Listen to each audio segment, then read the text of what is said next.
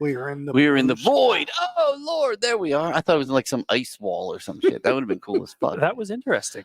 What's going on, ladies and gentlemen? Welcome back to another Absolute Vodka Presents Live at the Landis podcast. Thank you to the literally thousands of people that watched this show last week. Yeah, awesome. It's really cool. One of the things I noticed is like up in the corner, you'll get like people watching, and it'll say like 10 or 15. But what happens is if somebody starts watching 15 minutes in, or even 20 minutes in, it takes them back to the beginning, so we don't see the counter. God. But then that counter's so yeah, wrong. then when you get off, if you go watch the podcast, you look at the corner and say like 1.5 thousand viewers. That's awesome. Yeah, but we got a lot of views. I think Afro Man brought it to the house last week with people wanting to hear about Afro Man and stuff, which is cool. And of course, we had the Dead Daisies. We had not a DJ playing Taylor Swift music, but an actual band. Dude, the videos that I saw from man. that, as a family man, I got to say, I was really, and I even texted you with that. As a family man of no girls. Yeah, of no girls. Yeah. But just to see kids enjoying themselves. And the one picture that I saw of the little boy that said, "I'm not a Swiftie, but I'm here for the girls." I thought that was great. That is our bartender's son. That's awesome. Tiffany, yes. She's like our bar manager. That is hilarious. But no, man, it was good. And I'll tell you, all the parents that left and everything, they were so excited. And they're like, man, this was probably one of the closest things to Taylor Swift they'd seen. You had little kids there, maybe 3 years old. That they weren't seeing Taylor Swift. They have no idea. Yeah, right. You know, and they were just blown away. And it's the music. We put on a full production, and the guy David, who's their keyboardist and the band manager, he literally looks at me and he goes, "What's it going to cost for me to get you to program our show?" You know, and I'm like, I do it all live, man.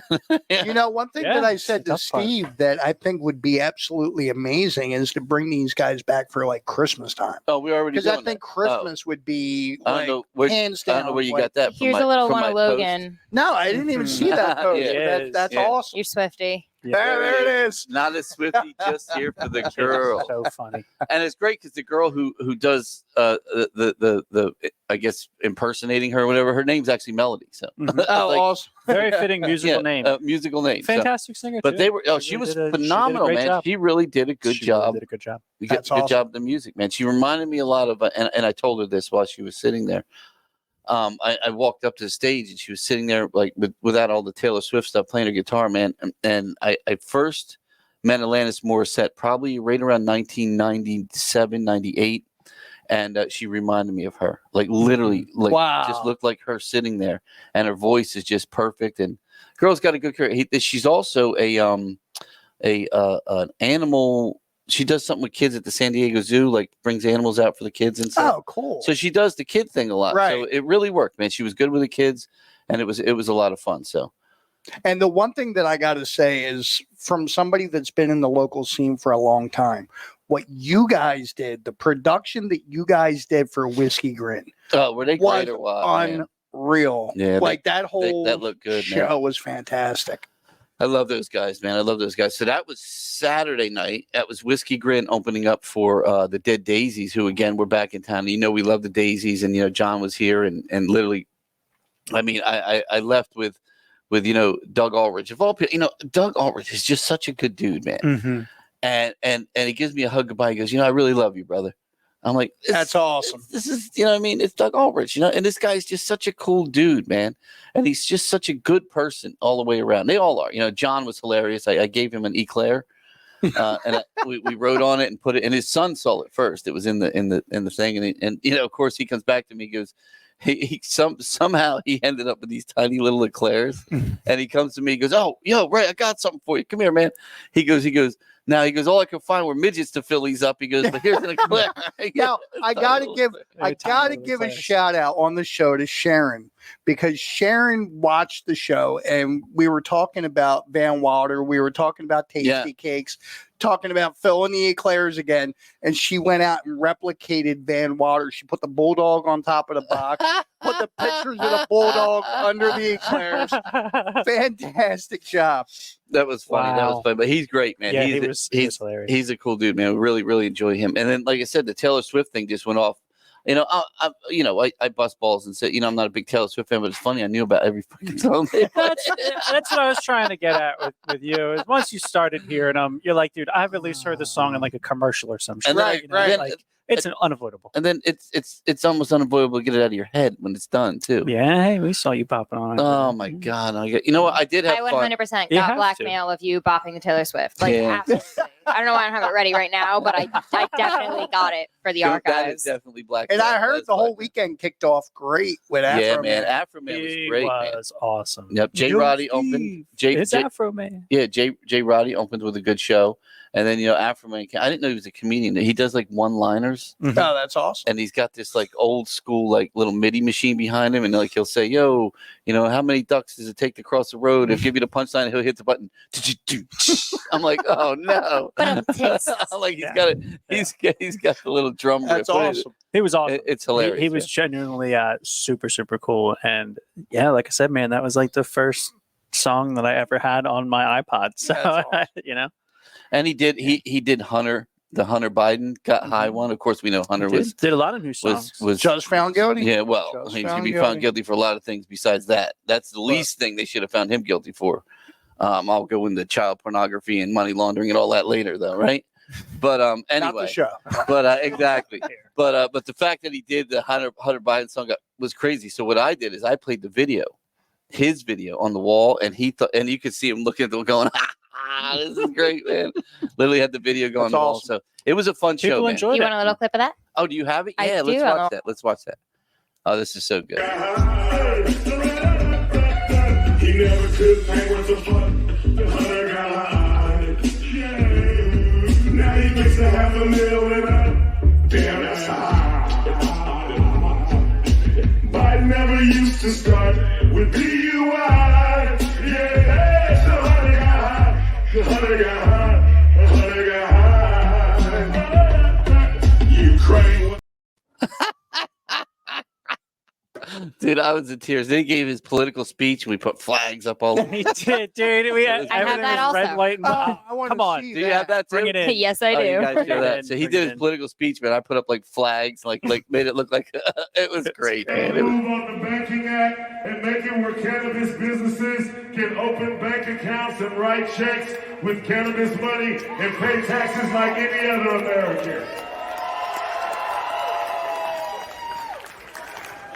I believe that if Hunter Biden can smoke crack in the White House, Americans should be able to smoke marijuana all over the United States. Vote Afro Man 2024. Afro Man. USA. USA.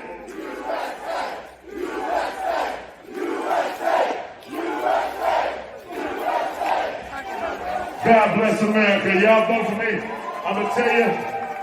so that is Vineland, New Jersey. Dude's man. got my vote. That is Vineland, dude. That just happened because of us in Vineland, New Jersey. That's Hell yeah, incredible, dude. man. Tell me that's not fucking crazy. That man. is awesome. USA chance to and again, man, the guy's hilarious, man. And it's 2020 faux. So Just so we know. 2025. Fro. Fro. Oh, Fro. I'm sorry. I Fro. said Fro. That's what I mean. So it's Afro Man. So it's 2020 2020 Fro. Fro. I'm sorry. I meant Fro. Yeah, that's dude. It's hilarious, man. It's fucking hilarious. And his jokes, you're like, oh no, it's like such bad jokes. But They're it was insane. funny though. Still, it was still funny because he's just got a great persona, man. yeah, that was the greatest phone call I've ever received. Yeah, from Yo, Steve, it's Afro Man. I'm out back. yes. Yes. And what are you doing out back? We know. Now, how does he like Saturday? I rolled up. You can't miss the Dead Daisies bus. How's this guy travel? In the back of a car. Volkswagen. Yeah. Yeah, little Volkswagen thing. Awesome. No, they have like a van. Okay. Yeah, like a van thing. Because he's got all the shit in the back. You know, he's got all Gotcha. the stuff. He doesn't have a lot of stuff. 64 Impala, and Yeah. he gets a new one in every city he Yeah, goes to. it was pretty funny, and even the guys that worked with him were really good. What was the one guy's name? Phil. Phil. Phil. Yeah, Phil was Yeah. fantastic. Hey, Phil, it was good meeting you, brother. He was a really good dude. He's actually his neighbor, and of course, he calls him Joe. Afro Man's real name is Joe, and he's like, yeah. He goes, I met him. He's my neighbor. He goes, I built a wall for him. He goes, I fixed his wall. He goes, I put all the cameras up from the video when the FBI got him. He goes, I put those cameras up, right? And he says, and then he goes, one day he goes, hey man, he goes, can you do me a favor? He goes, I want to bring. He goes, I got kids. You guy's got like 9 kids. Didn't he say he's got 9 kids? Yeah, it was right? something. Yeah. Yeah, he says That was a lot. He says, so he said, Joe asked me, he said, man, he goes, you want to get in my truck and just drive it down to Ohio or something because they're from Ohio and it was somewhere. It was like Missouri or like some. It was Missouri. He said, you drive my truck to Missouri. He goes, I'm like, yeah, he goes, and then I'll get you a flight back. And he goes, oh, okay, cool. He said, 17 days later, he goes, I called my wife and said, I think I'm on tour with him. He kidnapped him. I mean, it's the greatest thing ever. So easy to work with. What just a great rolled guy. up. Yep. Was like, hey, I'm here. Here's what I got. Can you go plug it in and press 1 whenever we're ready? Yeah, it was great, man. It was great. And That like was I said, awesome. Jay Roddy, who was in last week, he really did good. He had a lot of people come out to see him too, and he really kicked ass. He did a good job, man. He's really good. Another good local artist that I really love, man. And he really does. He really brings it. Good dude, man. Good dude. But great show. Yeah. Great show. All right. You got anything else from it we want to see before we? I do. Do you want some of Jay Roddy first, or you want to let's throw Jay Roddy up there so we can give him a little plug because he really did. He killed it this weekend. What a great job he did, man. I agree.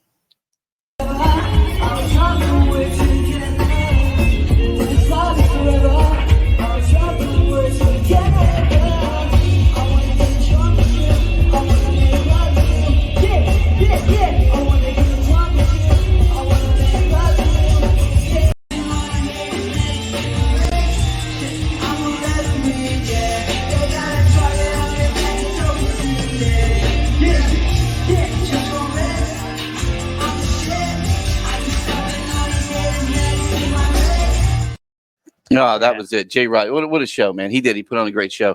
But you know what? We are actually 7:15. We have maybe should we hit on the daisies and everything after? You at least have to hit this one really important video of the weekend. I'm going to play it right now. You don't have a choice. Go ahead.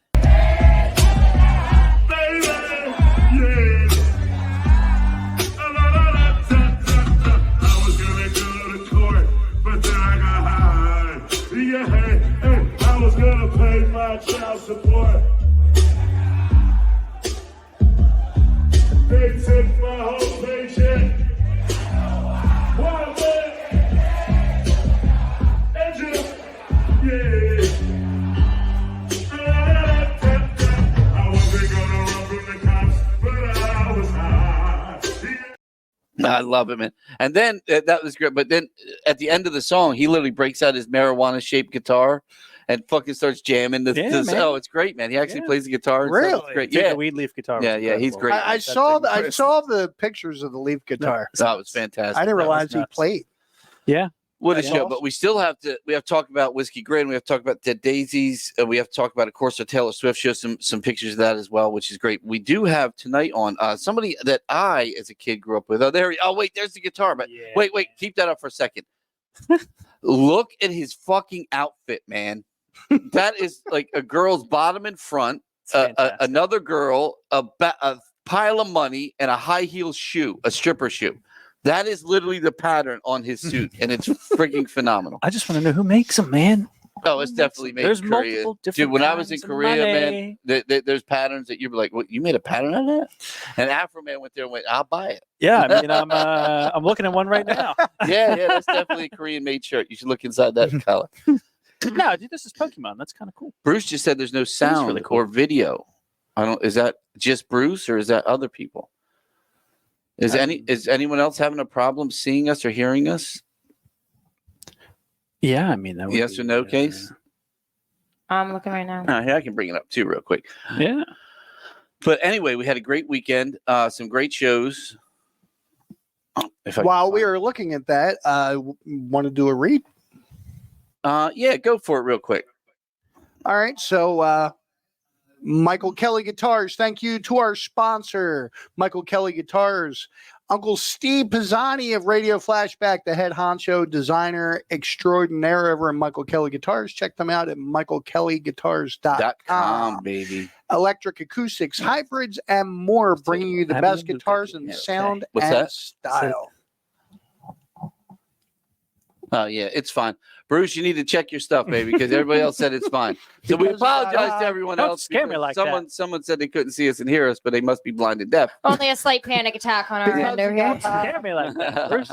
But anyway, Maybe it let's was get back to it because we only have, like I said, we don't have a lot of time because we are getting There he is. into we have one of my favorites. When I was a kid growing up, one of the it was a repeat by the time I got it. Yeah, same. But in the early 70s was the Monkees.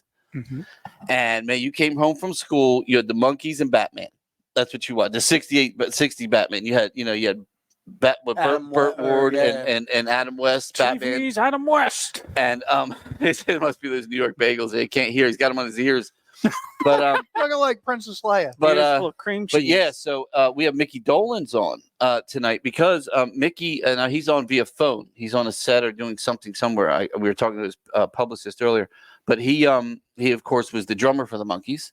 Well, again, was he a drummer in the beginning? You know, they became drummers and stuff. Right. As time went on. But so I'm excited because it's just one of those, you know, iconic guys from, you know, back in the day. And he's in a movie that was filmed locally here in Vineland. Watched the film today. We will have him on talking about, you know, his career, of course, a little bit about the movie. I don't think he's seen the movie yet. And then one of the producers is going to come in and talk about the movie too. And that is this Thursday, correct, Case? It's show starts at what time? 7? I believe so. There it is. It's Yes, called The 7. Zombie Wedding, and it was filmed all here in Vineland. A lot of Vineland locals in it, but also like Sherry O'Terry from Saturday Night Live and a couple other stars that you'll recognize. There's some good people, and of course, Micky Dolenz. He's there in the bottom right of it, wearing the green jacket. He is a zombie DJ in this at the wedding. So it's So pretty cool. you DJ said you Cricket. saw the show, the movie part. You saw the movie today. Yeah. Were you able to pinpoint like the different Vineland landmarks? Absolutely. Yeah, it's That's awesome. Yep. And all the illegal drone shots that were taken for the violence. I guarantee they didn't have a permit for that. I know they didn't have that federal permit. But yeah, it's kind of it was fun. But again, it was you know it's one of those, you know, campy movies, kind of like, you know, what, you know, Micky Dolenz is all about. So it's kind of perfect for him. I mean, you know, the and anything he's done's been kind of a campy thing. That's his thing, you know. That's kind of his shtick, and he's good at it. Maybe I'm wrong, but weren't the Monkees brought out as kind of a spoof to the Beatles? Yes, well, they were almost not a spoof to the Beatles, but to take over the Beatles, kind of. Well, no, they were like the Americanized Beatle thing, you know. It was NBC actually looked for, you know, 4 good-looking dudes that had like that look and made a band out of them, and they didn't even play instruments in the beginning. Yeah. But they did sing, and they all had great voices. But then they eventually all learned their instruments and became, you know, they would tour. They toured with it, and I think Mickey still tours today. So I think it was one of those if they can do it, we can do it kind of thing. Yeah. As a matter of fact, I think it's in the movie Head when they're actually, which again we got to ask him about, because that's a movie I still today I have no fucking idea what that movie is. I guarantee he has no idea what that fucking movie is about. But there's a line in it when the lady says, I think he's in a bar or a restaurant or something, and the waiters or waitress looks at him and goes, "You still doing that Ringo Starr impersonation?" And I'm like, "Oh Man. I think maybe a tribute. Like, you still do that tribute to Ringo Starr?" I'm like, "Oh Lord, Wow." But he was in the movie. I mean, it was part of the movie. That movie to me was the say goodbye to the Monkees movie. Mm-hmm. That movie was just, all right, Monkees are done. Like you said, I caught the second, maybe third spin of the Monkees by the time I was growing up. And it was like the Monkees show reminded me of like things like the Beatles Help or movies like that that the Beatles did. And the Monkees kind of made it their own kind of Yeah. I love the Monkees. It was fun. It was campy. It was silly. There was always like pretty girls in it. You know, Davy Jones always getting the chicks, and you know what was the one guy, Michael Nesmith? I think he was the one. He was the butt of all the jokes. You know, so it was actually fun. But again, they filmed a good movie here. The movie premieres. Actually, it premieres for most of the people who haven't seen it. We saw it today because we had to get it ready for the theater, and we had to doing the show. But it premieres on Thursday here at the Landis. Again, 7:00 Case. Am I correct? The movie starts at 7. 7 o'clock. Yeah, movie starts at 7. So I'm sure doors open up probably around 6 o'clock for it. So it'd be a lot of fun. But there it is again. Tickets are available at Landis now. We are not selling them here. They're being sold through the people doing the event. Gotcha. And it's like an Eventbrite thing. So you can get access their ticket link through us, if that makes sense. But we're not actually selling. So don't come here like trying to buy tickets and stuff, because we do not have the tickets. You have to go online and buy them. We even had one of the guys that's in the film. He's like, I'm one of the guys in the film. He goes, I don't do the internet and all that. I'm like, well, I don't know how you're going to get tickets. But what's the matter with it? Everything good? Oh man. All right. Anyway, you can't do that, man. Anyway, so let's just discuss. We still got another 10 minutes of I don't know what's going on now. All I gotta say, man, Mickey appeared in Mega Python vs. Gatoroid with Debbie Gibson. Yeah, well, we'll talk to him about that. With Debbie. Hey, I mean, Yeah. still Yeah. facts in there. Sometimes like to read them beforehand, but Yeah, that was several years after I did a movie with her. Says he's Yeah. currently on Yeah. tour. Look at Maybe Yeah, that's kind of one of my things. Is I'm trying to figure out, like, is he on? bring him here. Yeah. Yeah. Well, no, I want to ask him about that, because I think the tour is actually a retrospect of the Monkees. Okay. Kinda Like, I think he just talks a little. Carmine did. Yeah, and they show videos and stuff, which I think Gotcha. would be That would be perfect. awesome. Yeah, for Yeah. here, that's perfect. I Yeah. mean, dude, we could literally get something really cool going on here. I'll tell you, that little Carmine show that we did was a fun time. Oh, I love Carmine, loved too. what he did with And what that. a nice guy. It's a shame. Came out, it's played a a little shame bit. his Rod Stewart thing went to a shit theater. Because it could have had that here, and it would have been Yeah. really nice. And he was upset when he found out he wasn't here. Yeah, with I it. don't think you knew about that. Yeah, he had no idea. He's like, wait a minute, that's not here. I said, no. He goes, oh, great. But hey, you can go to other theaters and see a DJ, or you can come here and see the real deal and see a really good show. Yeah, And DJ Carmine over at the other place. yeah, DJ But, Stewart. but so we're gonna call into him around 7:30 here and get him on. And like I said, we're gonna discuss the movie. Now the film again. Let's just talk about it real quick. It's called The Zombie Wedding. It was shot like you would ask if there's definitely, you can see lots of parts of Vineland within it, including the City Hall, newly painted City Hall. I don't know. And Casey's like, did they paint it for the movie? I'm like, but it looks really nice in the film. And then there's a lot of it shot basically here on Landis Avenue. Really? Yeah. Most of the stuff you see, like the like I go to the VA, being a vet, Right. and the VA clinic's behind behind one of the scenes. They're parked next to it, so it's kind of cool, man. It's really neat because like I said, it's I've done a couple movies here in the city back in the day, and now it's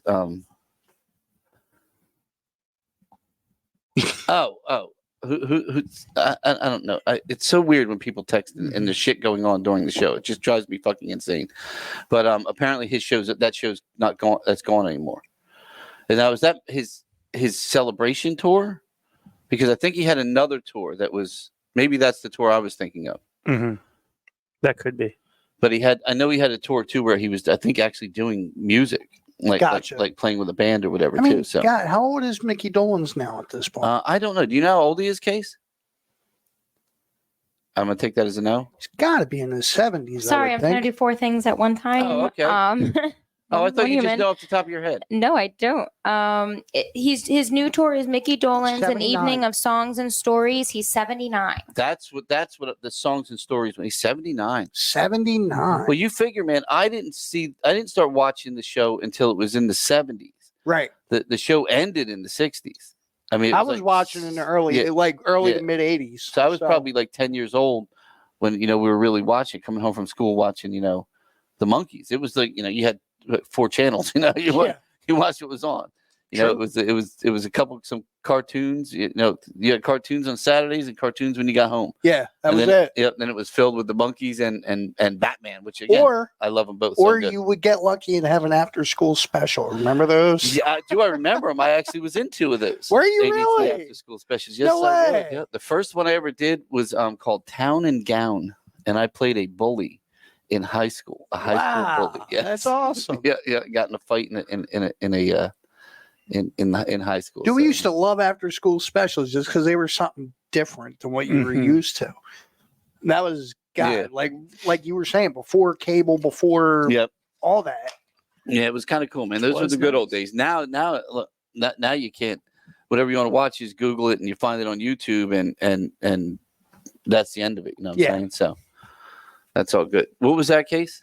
You said Mickey's moved to 8? Yes. His PR man just told me he's good for 8 o'clock. So I'm gonna have Robert come over right before so we can talk to him first. Then we'll wait. You want to do that with Robert, or do you want? Because we still got 2 shows we haven't even talked about yet. I was going to wait till the end. Yeah, we may as well fill that. Yeah. Why don't we do that? And we can bring Robert on with him if you'd like. If not, we might after. have an awkward thing. I would say after. Yeah, because we're still going to have to fill it. And we have Paul. Don't we have Paul here too? Paul, yeah. Paul's here too, and he was in the film as well. Him and his wife took part in it, and of course, he's on our council here, city council. What's that? Absolutely. You want to do that? Yeah, I said whenever. I said to Paul, whenever we're ready, we can. He can bring Robert. Hey, this is live stuff. This is what happens with live stuff. It happens live, and it is live. But we'll do Mickey, and then whenever Mickey's done, we'll bring in Robert and Paul. Yes, absolutely. So Casey's back. Not yet, sir. So let's go. let's go back to and talk about the shows this past weekend. And that would be the Dead Daisies and Whiskey Grin. She is now jumping. Do not jump, Casey. Do not jump. Okay.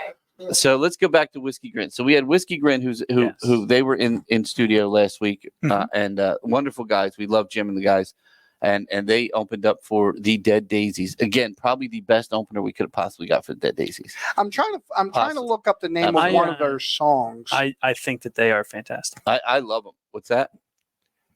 Old White's Bog was probably my favorite part of the show. That's where you guys had the thunderstorm. Another cool. Well, I figured that was kind of boggy, right? Incredible, man. That was like.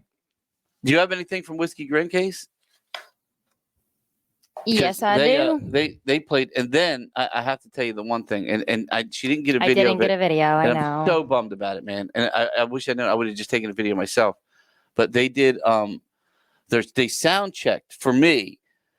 They did Sarah from Hall & Oates, and then they also did the Bee Gees Broadway, the Lights on Broadway, right? Dude, they killed it. And I'm looking at a set list. I'm like, why aren't any of these songs on your set list? I'm like, dude, and I'm telling you from a venue owner standpoint, when you throw a song in like that, when you have a great set to begin with, and people are like, wow, these guys are pretty good. Then you throw in something that they know, but they're hearing it in a different way that blows them away. They're like, holy shit, did you see the way they did Sarah, man? Mm-hmm. So I went up there, I told them, I said, dude, you got to pull a song and put Sarah in, man. I said, you just have to. Every fucking person that walked out of here was like, dude, yes, they killed Sarah, man. And I'm telling you, you got to understand, man, these bands that I love Whiskey Grin, but they love their stuff. Yeah. But people like familiarity. And what that does is makes them now familiar with you and your other music. Mm-hmm. Right. The Daisies have four fucking songs in their set that were other people's songs, including Helter Skelter. Helter Skelter was fantastic. Fortunate Son, Helter Skelter. Yeah. I mean, Midnight Moses. Midnight Moses. Was a cover. That's what I'm saying. Everybody does these covers, but they do it for the same reason, because they know a lot of people don't know all the Daisy songs, but they're learning them. But what turns them on is when they come in, all of a sudden they hear songs that they really know, done in a little bit harder way, different way, or by John Corabi again. Dude, I only wish that Georgie Rumble from the Dead End Kids was here Saturday night to see them do Midnight Moses. Yeah, man. Well, they've done Midnight Moses like every time I think they've been here. That's they've been doing it for a while. And Whiskey Grin, I agree hands down with Sarah. Like, so many people that I've talked to, so many people, and I got to say, I've seen Whiskey Grin countless times. Me and those guys go back a ways, and this was the best time I had ever seen them. Like, between the production, between their music, it was just really fantastic. Yeah, man. We had to blow it out for them, Yeah, they were really, really good.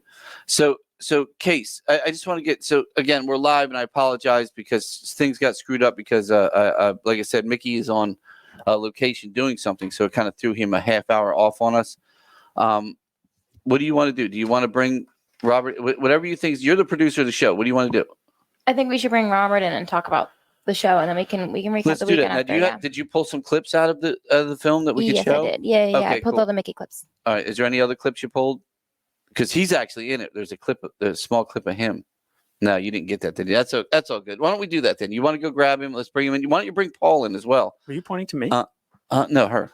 No. You said he's in it, and I thought you were. No. Me. I'm like, what? Wait a minute. When did I end up in a zombie He's movie? on the other- James? he's I on the don't other remember side. filming anything. He's on the other side of this wall. What, was I sleeping here? I mean, come on now. Yeah. So but Lord. yeah. You're not in it. You're not in this movie. You're just. I mean, you're unless the just- footage of me climbing a ladder out front from another production that was that could, zombified. that could possibly be part of it. Did you imagine? But well, I guess we're being instructive here. There we go. Mm-hmm. All right. They don't realize you can hear everything that happens. This is live. Yes, exactly. This is live. Exactly. So again, it is the zombie wedding, and it is premiering here again, shot in Vineland, premiering here in Vineland at the Landis that has been here since 1937.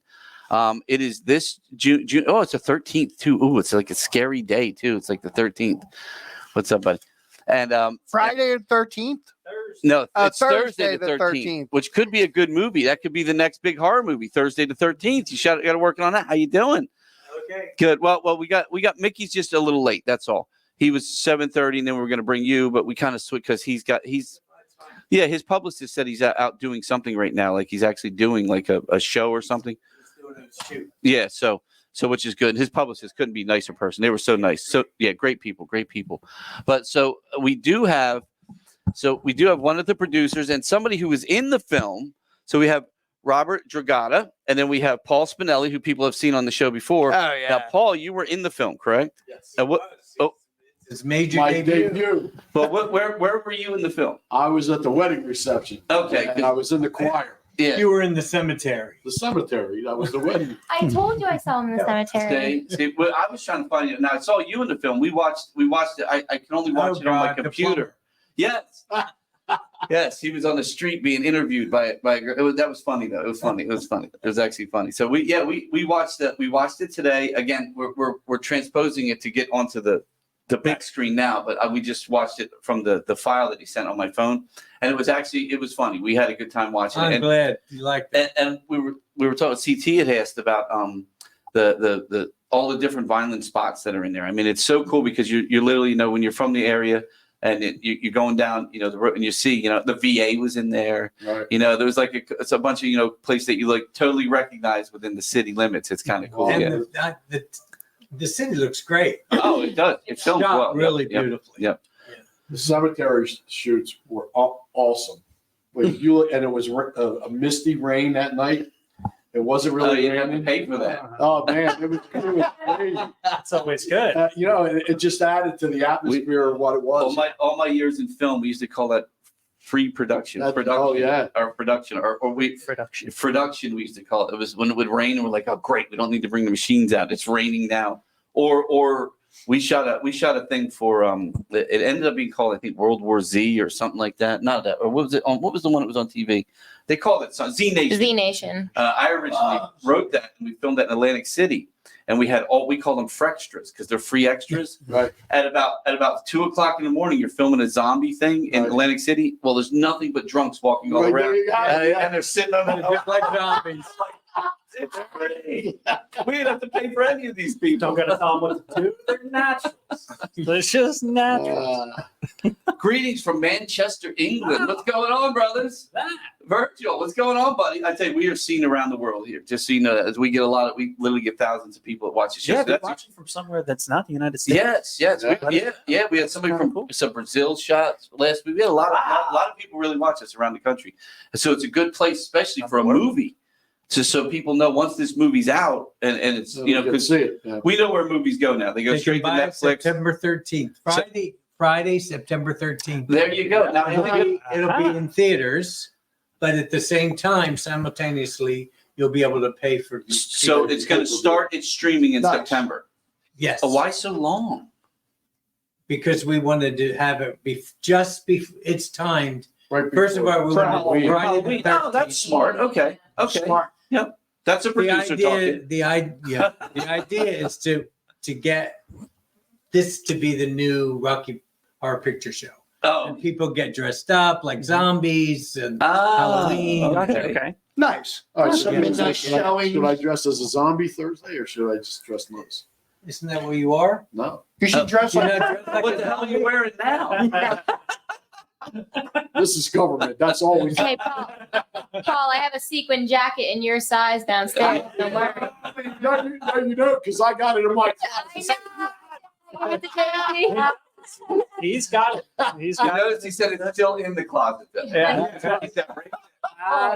That's right. But Paul played one of our in Heather's the musical, which we did here. Yeah, there it is, right up there.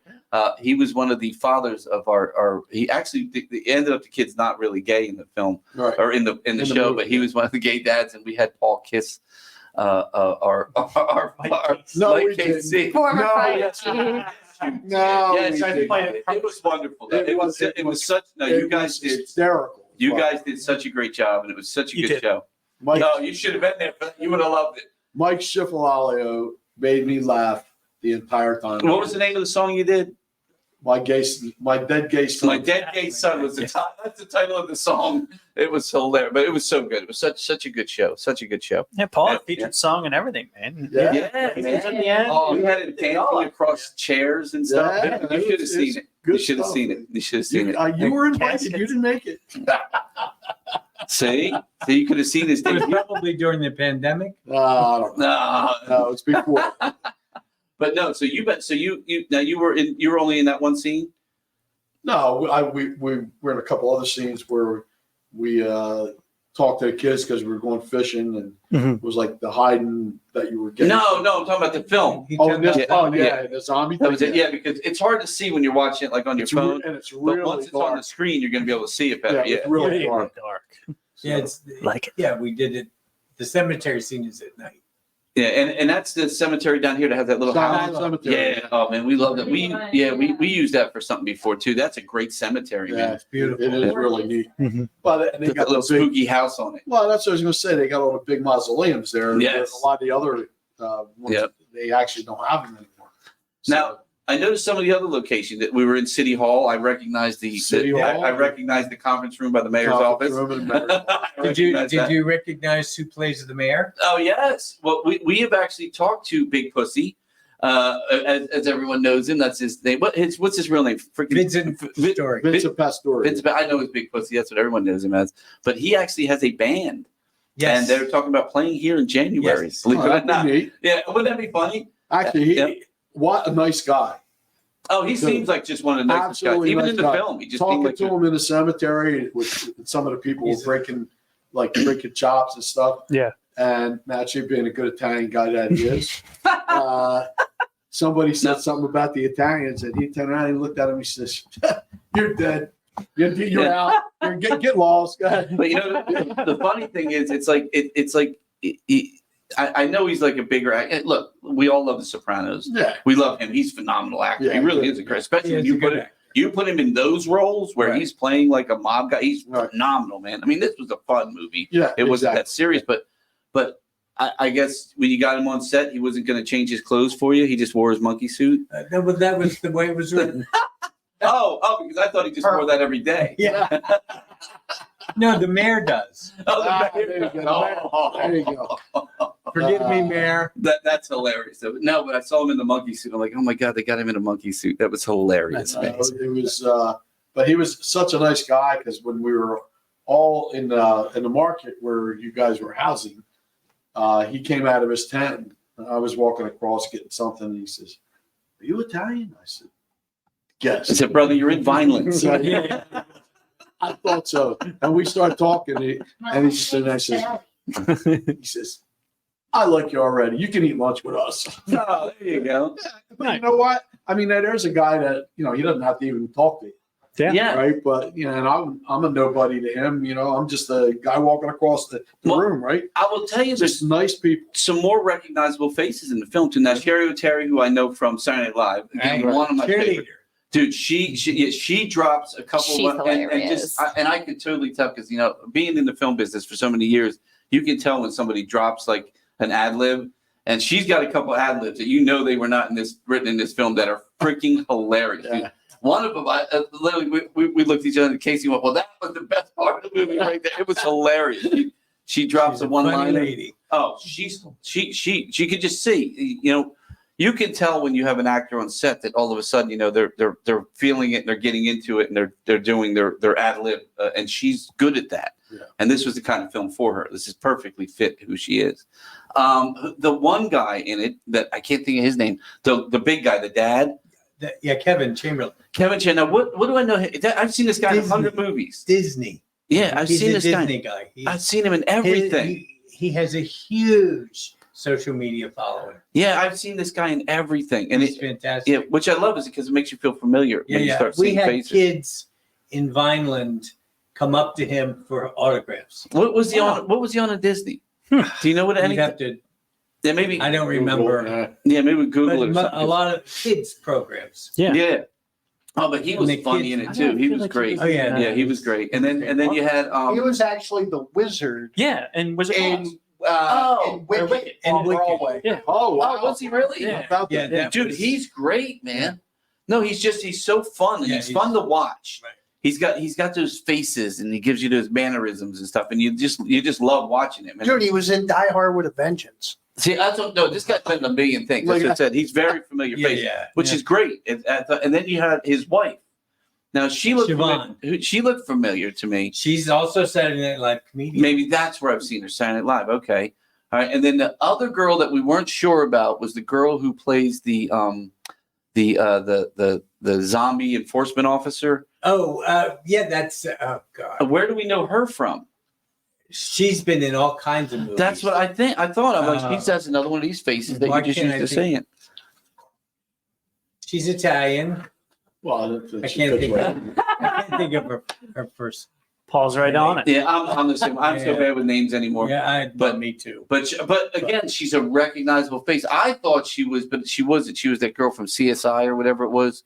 You know who I'm talking about? The one, like the girl who does all the computer stuff. And, you know what I'm talking about? Yes. Yeah, that's who I thought she was because she's tiny girl. Yeah, tiny girl. Yeah. But she's what I like about movies like this when you see all those recognizable faces. It definitely it brings you back to stuff and it makes you care a little bit more because you get a lot of these movies that aren't like big budget Hollywood movies and they have a bunch of you never heard anybody in this movie and you're like, ugh, who wants to watch this? Right. And then Micky Dolenz at the end. Yeah. Come on, DJ Mickey in the end of the movie. Yeah. Man, that was phenomenal, man. And that character to me fits Mickey. Mm-hmm. I mean, he makes a great disc jockey. Anything you've ever seen him do, though, is that campy, fun type of stuff. Right. Like from the Monkees on. Even when he was a kid. Yes. It was always fun, campy. Yep. He was that goofy kid. Fun. Yeah. So it's like it kind of fit his personality doing it. And he's almost 80 years old now, and he's still doing the campy stuff. His nephew plays in a group that's played here. Oh, yes. They played here a couple times. Right. That is a buddy. Right. Yeah, Buddy Blanchard. He played with Romeo Delight. Romeo Delight. Yeah, right. Buddy Blanchard's nephew. No way. Yeah. I know Buddy real well. Yeah. They played here like 3 times. Yeah. He's a great guy. He's a hairdresser in Philly. He does all the Eagles cheerleaders' hair. I didn't know. Buddy does. Yeah. Yeah, Buddy's a great dude, man. So whenever you meet Buddy's wife, her hair is perfect. We always say, what's that line in Werewolf of London? Werewolves of London. Her hair was perfect. I tell you, his hair is always perfect. He's got like these flowing blonde locks. Yeah, very jealous of his hair. Paul, you'd be extremely jealous of his hair. Not at all. I just got to tell you. I read somewhere that I think it's in India or somewhere right now, bald men are getting whacked in the head because there's some ancient belief that bald men have gold in their skulls. Well, that ain't how. I wish because I bet one whack myself. The gold is in their mouth. His wife would have done him in. His wife would have done him in. I swear to God, I just read this on. What do you think I got rid of the first wife?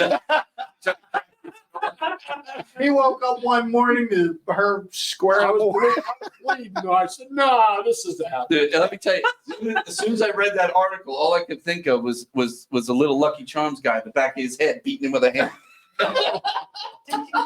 Oh man! But no, look, I enjoyed the film. I thought it was fun. I think we're gonna have a good night on Thursday. I think people that should come out and see it again. It's a premiere. You're not gonna be able to see the film now until September. Right. So this is it. Yep. So this is it. See it right now. It's the first film in ages probably ever filmed in Vineland.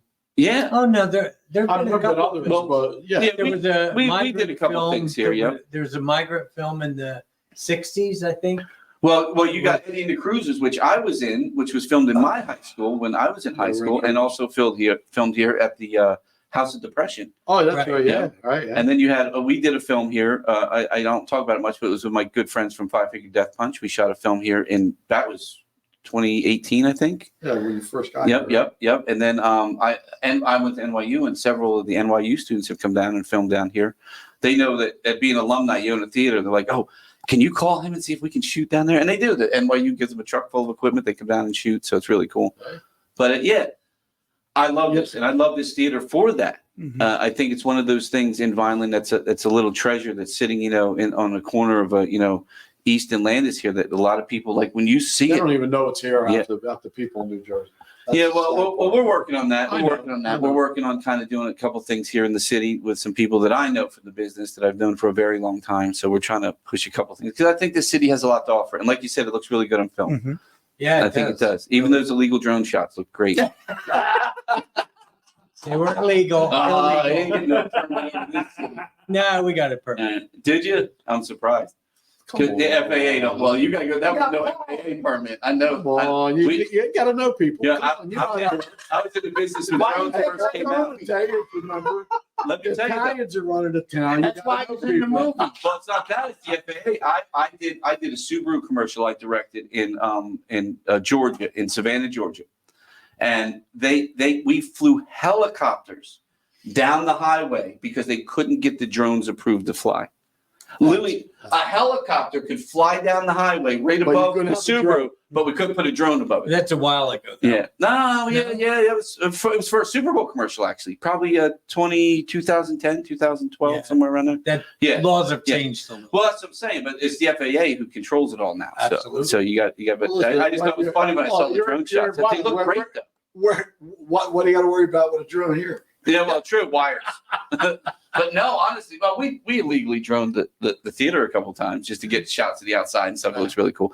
But and I do have a permit to fly it. I just, getting that permission is almost next to impossible anymore. But you're right, the laws have changed. Yeah. But the footage of that drone going over, especially that shot of the city hall, Yeah, That's where it goes. such a beautiful shot. Where Yeah. it goes, rises up. Now, I remember back in the day, that was a crane. You had to bring a crane in, you had to put a camera on it, you had to get that shot going all the way up. You had to tear all the equipment. Now you just get a little guy to fly a drone up and land it, and you get that shot. Yeah. We watch it like during the parades and stuff. Our police and our fire, we have 4 drones. Yeah. And we fly them. It is neat to watch, man. Yeah. It is really Isn't it cool? cool. And they just move them anywhere they want to move Yeah. them. Yeah, until they And put it's guns so- on them and then they're it's outside so- your house. yeah, telling oh, you, man, please it's so exit clear. the Yeah. house. They got little missiles on them. Yeah. Paul Spinelli, please exit your home. RoboCop come to mind. No, it's RoboCop. There was a show. There was actually we filmed it in New York. I did the pilot. I do not remember the name of it.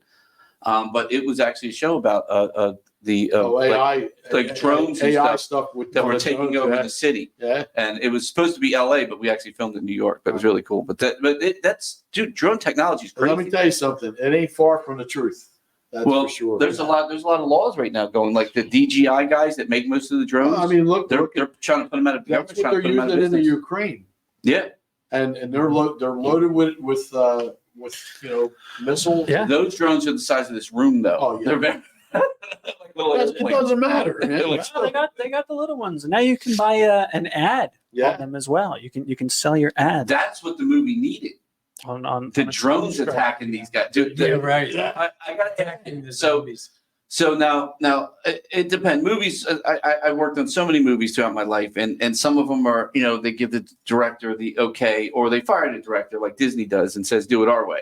So was this the director's choices, or was this the choices of the production company? No, it was a combination Okay. of the writer, Greg Okay. Alessandro, and Micah.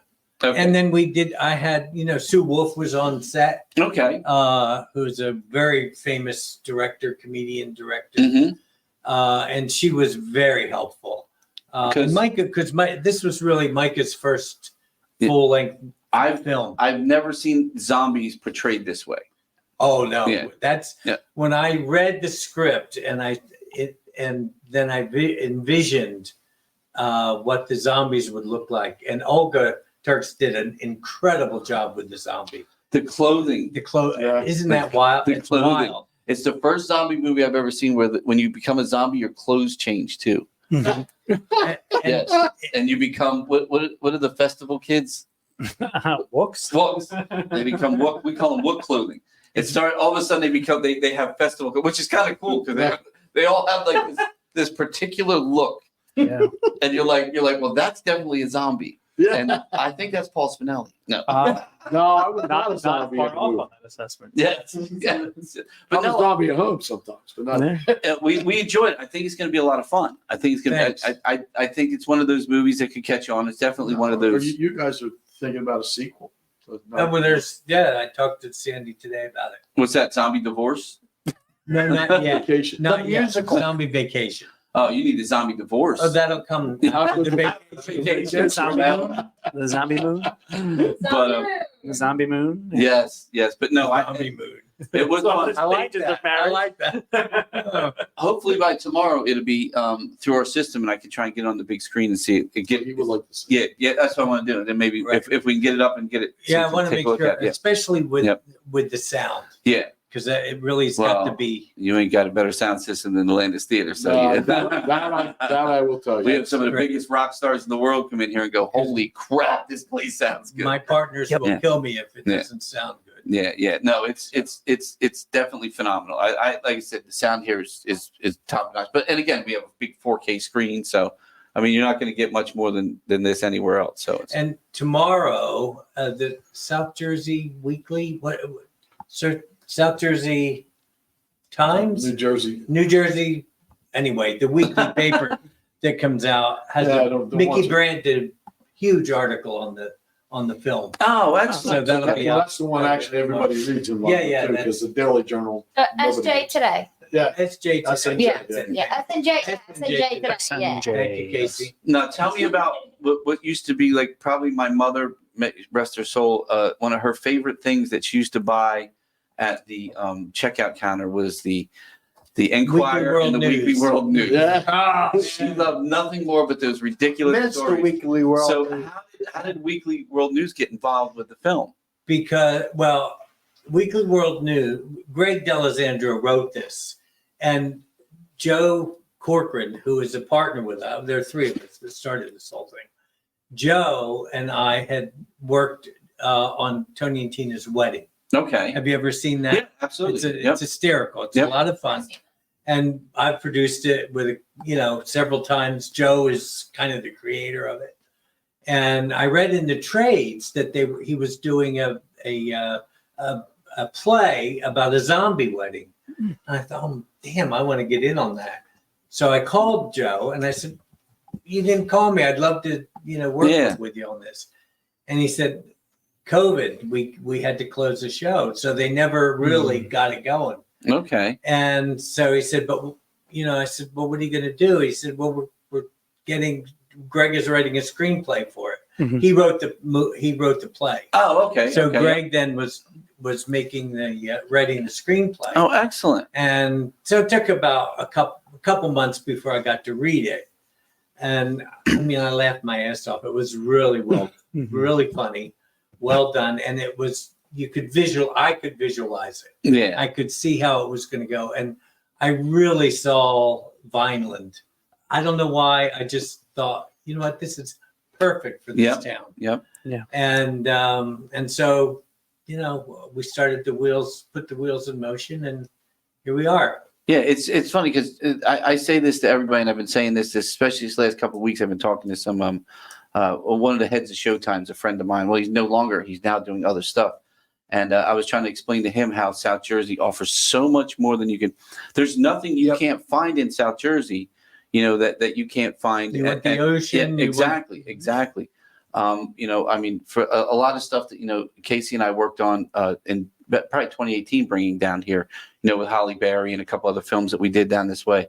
There's so much to offer in this area. When it comes to towns like this, I mean, this is one of those Christmas towns, you can use in movies like Gremlins and stuff like that. You don't need the backlots anymore. Right. And you have this perfect little setting that is Vineland. Yeah.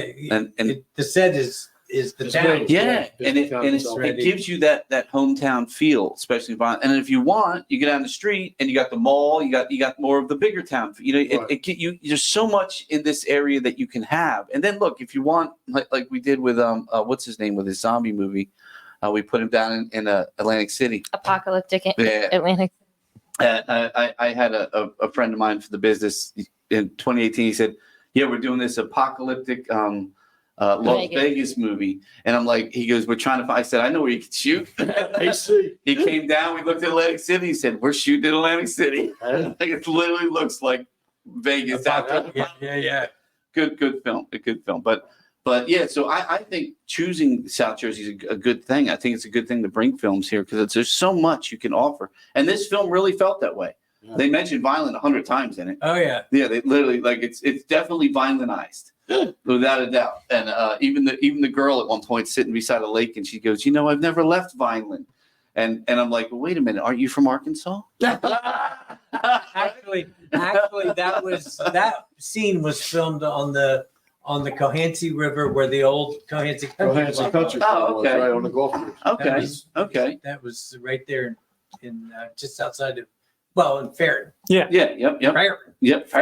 Ferret. Yeah, but it was funny. I was like, the movie definitely has its quirks and things. I And lost it's my hilarious. eighth But grade yeah, but they're basketball like, championship in Ferret.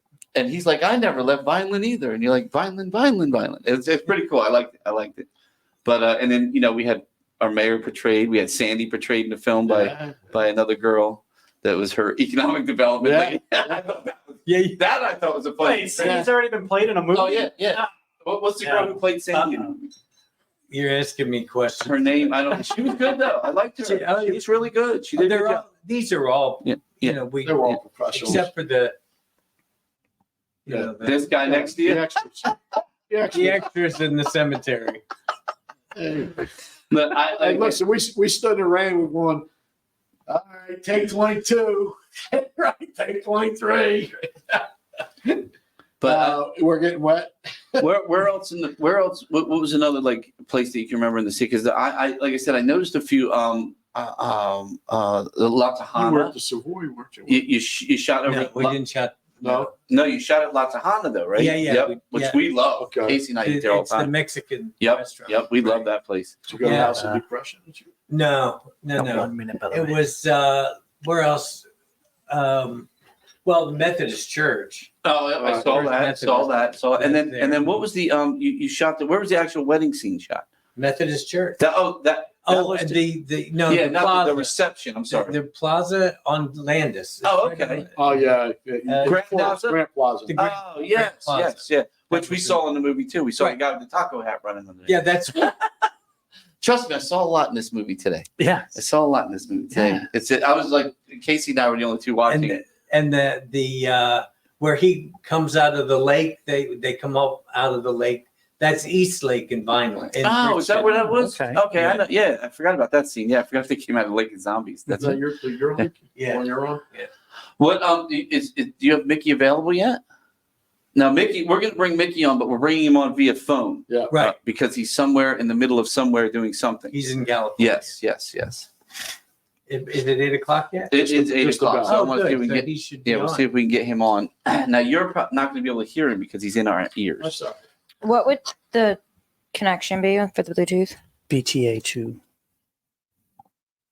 So we have never done a call in. Everyone just uses a link. Yes. So this is our first actual call Oh, in he's to the show. driving. Yeah, is that what it is? Yeah. Okay. Yes. Ah. I was trying to get my sister to send a picture, but I don't think she got my text. Okay, he should be coming through now. Take picture of. My one little sister passed away, and Oh, she was a sorry. big Monkees fan, and Oh. she was at a hotel in Florida, Did you switch it over? and they were staying there, To what? and she got a picture of them Other by the side. poolside, and I Oh, wanted nice. to show that picture, but I can't get a hold of my sister. From the mic to the Now I will tell you, Davey was wearing a On through. tiny pink Speedo, so it became one of those Hello. awkward family. Hello. There we go. Hi, there's Mickey. How are Mickey. you? Hello, Mickey. Can you hear us? Hey. Yep, I sure can. How you doing? Oh, how you doing, brother? I'm good. I'm out here on location doing a little filming. Oh, you're doing another film. Well, that's what we're discussing today. We're discussing the zombie wedding. We have a one of our city councilmen here who was also in the film, and then Robert, who was the producer of the film. They're in the studio here with us right now, live. We're live on every platform out there. So it's good to hear your voice. Hello, everybody. Excellent. Hello. Man, when I tell you, I have so many questions for you, man. I don't even know where to begin with you because I have watched you since I was a child, and always been a fan of your work. And I think you're just a wonderful person all around. Now Buddy Blanchard, I believe, is a nephew of yours or something of that. No, he is let me think. He is the husband of my wife's sister. So he would be I don't know, a brother-in-law, something. Oh, okay. Like that. Well, he's played here several times. He's married to one of my wife's sisters. Oh, okay. Well, yeah, he's played our venue several times. He has a tribute to Van Halen called Romeo Delight. Right. Yep. And we've talked about you, when he comes and stuff. It's phenomenal. So it's so great to actually be able to talk to you. Well, thank you. Well, I got to ask you straight out. We'll just go right into it. We watched the film today. I don't think you've seen it yet. You play a DJ in this movie. Do you remember? You remember Am your I experience? still in it? Yeah, there you are. There's a picture of you. We got a picture up right now because this is actually it's video. It's a podcast, and your outfit, this crazy outfit that you're wearing is hilarious. But no, you're still in it. They did not cut you. Oh, that's good to know. And that is with the director. Oh, this is a picture of you with Taken the by director. You never know. Yeah, hey, let me tell you, you know this business very well, my friend. You know darn well that put you on the floor real quick. Oh, yeah. I got to ask you a couple. I got so many things I want to, but I worked with, I have a good friend. Her name is Debbie Gibson. And Debbie played here. Yeah, Debbie played the theater here last year. And her and I did a movie years ago called Mega Shark versus Octopus. And you did a movie with her called Mega Python versus something. I don't even Gatoroid or something. Yeah. So we have that in common. That's where I got eaten by a giant something. It was definitely something. Like I said, I love Debbie. She is such a wonderful human being, and she's one of my dear friends. She's great. Oh, isn't she though? And when I saw that you were in one of those mega monster movies with her, I had to laugh because that's where I met her. Yeah. I was like, that was, and you've done some other movies. Oh yeah. What, over the years. Now you any that you like, I know you're working on another one now, but I noticed a lot of stuff. Like I remember, like I have to ask you, man. Now I'm 56, so I started watching the Monkees probably when I was about 10 years old in the 70s, watching the reruns. And of course, we all fell in love with you. We know the story of how the Monkees were formed by NBC. We all know that story. And then probably around the mid 70s. VHS tapes came out and you could buy them. And there was a Monkees movie called Head. And I was so excited to watch this movie because I'd never seen it. It's 76. I think that movie came out. I only know I had Roger Corman, Arrested Soul, was a good friend of mine. And we had talked about this movie because Jack Nicholson was one of the writers on it. Oh, wow. Yeah. And I'm like, I got to watch this movie. And I watched it. And I still today, Mickey, I'm like, what the fuck, excuse my language, is that movie about? Yeah, I feel the same way. I was hoping you could tell me what it's about. Well, I will tell you now. This was my take on it, and I was like, dude, the Monkees are gone, and I don't remember if it was the first scene. And I have to tell you, and this is I'm not blowing smoke up your ass. One of my favorite scenes in the whole movie is Mickey's in a tank, and he's trying to get a soda out of a soda machine, and he ends up blowing up the soda machine with a tank. It's hilarious, but somebody else is trying to call. Yes, but when you in the I think it's the beginning of the movie when you jump off the bridge. Yeah. Yep. That to me seemed like, and again, this was me, maybe 11 years old, with my sisters and brothers older than me, saying that was like saying this is the end of the Monkees. It's just like boom, the Monkees are committing suicide. I'm jumping off this bridge. And then when you watch the rest of the movie, you're like, is that what this movie's about? Is this literally these guys saying we're done with the Monkees? I mean, that. Well, was my you'd take. have to ask Jack Nicholson and Bob Rapelson also that question. But no, ultimately, no, I don't think that is what it was about. We all wrote the movie together. Jack scripted it, a brilliant script, Yes. I think. But we all met and had hours and hours of conversations, and we all came up with ideas, what we wanted to do, what we didn't want to do. It started out when they said, we want to do a movie, and we all agreed, or at least I remember I did, we did not want it to be just an hour and a half version of one of the shows. Yes. We'd been there, done that. So that's how it kind of started. I think that, to kind of put it briefly, the movie is, I think, about the deconstruction of Hollywood and the Monkees, using the Monkees as metaphor.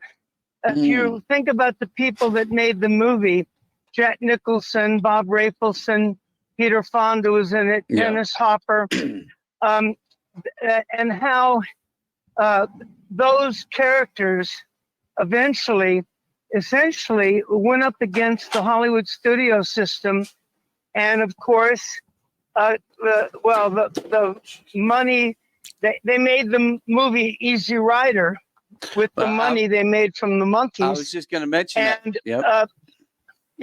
And so, and they basically created the independent film industry. Yes. In Hollywood. It didn't exist before that. Yeah, you had. And I think that essentially is what the movie's about. Not just deconstructing the Monkees, but deconstructing the Hollywood studio system. And I like that. And I think that's why Roger, when I was having lunch with Roger Corman one time and we were talking about it, and he had brought up, that Jack Nicholson, exactly what you just told me. And it's so funny, that Fonda and everyone ended up in, of course, Easy Rider, which was only filmed like a couple years after that, which I thought was pretty cool. But I like the fact that now I remember Corman was telling me that Jack Nicholson was in another, I forget the name of the movie Roger had done, but it was basically a motorcycle movie, and Jack Nicholson was doing another film for him. And he said, he goes, "Hey, I got this great movie. You should look at it. It's called Easy Rider." And of course, Corman said, "No, I'm not doing that movie. I'm not doing that movie." And here, Easy Rider comes out, and it's like this huge hit. It's like this great film, What I mean? But I was going to ask you, and you answered my question. That was it. I was going to ask you if that's where they got the money for Easy Rider, if they piggybacked it off the Head movie.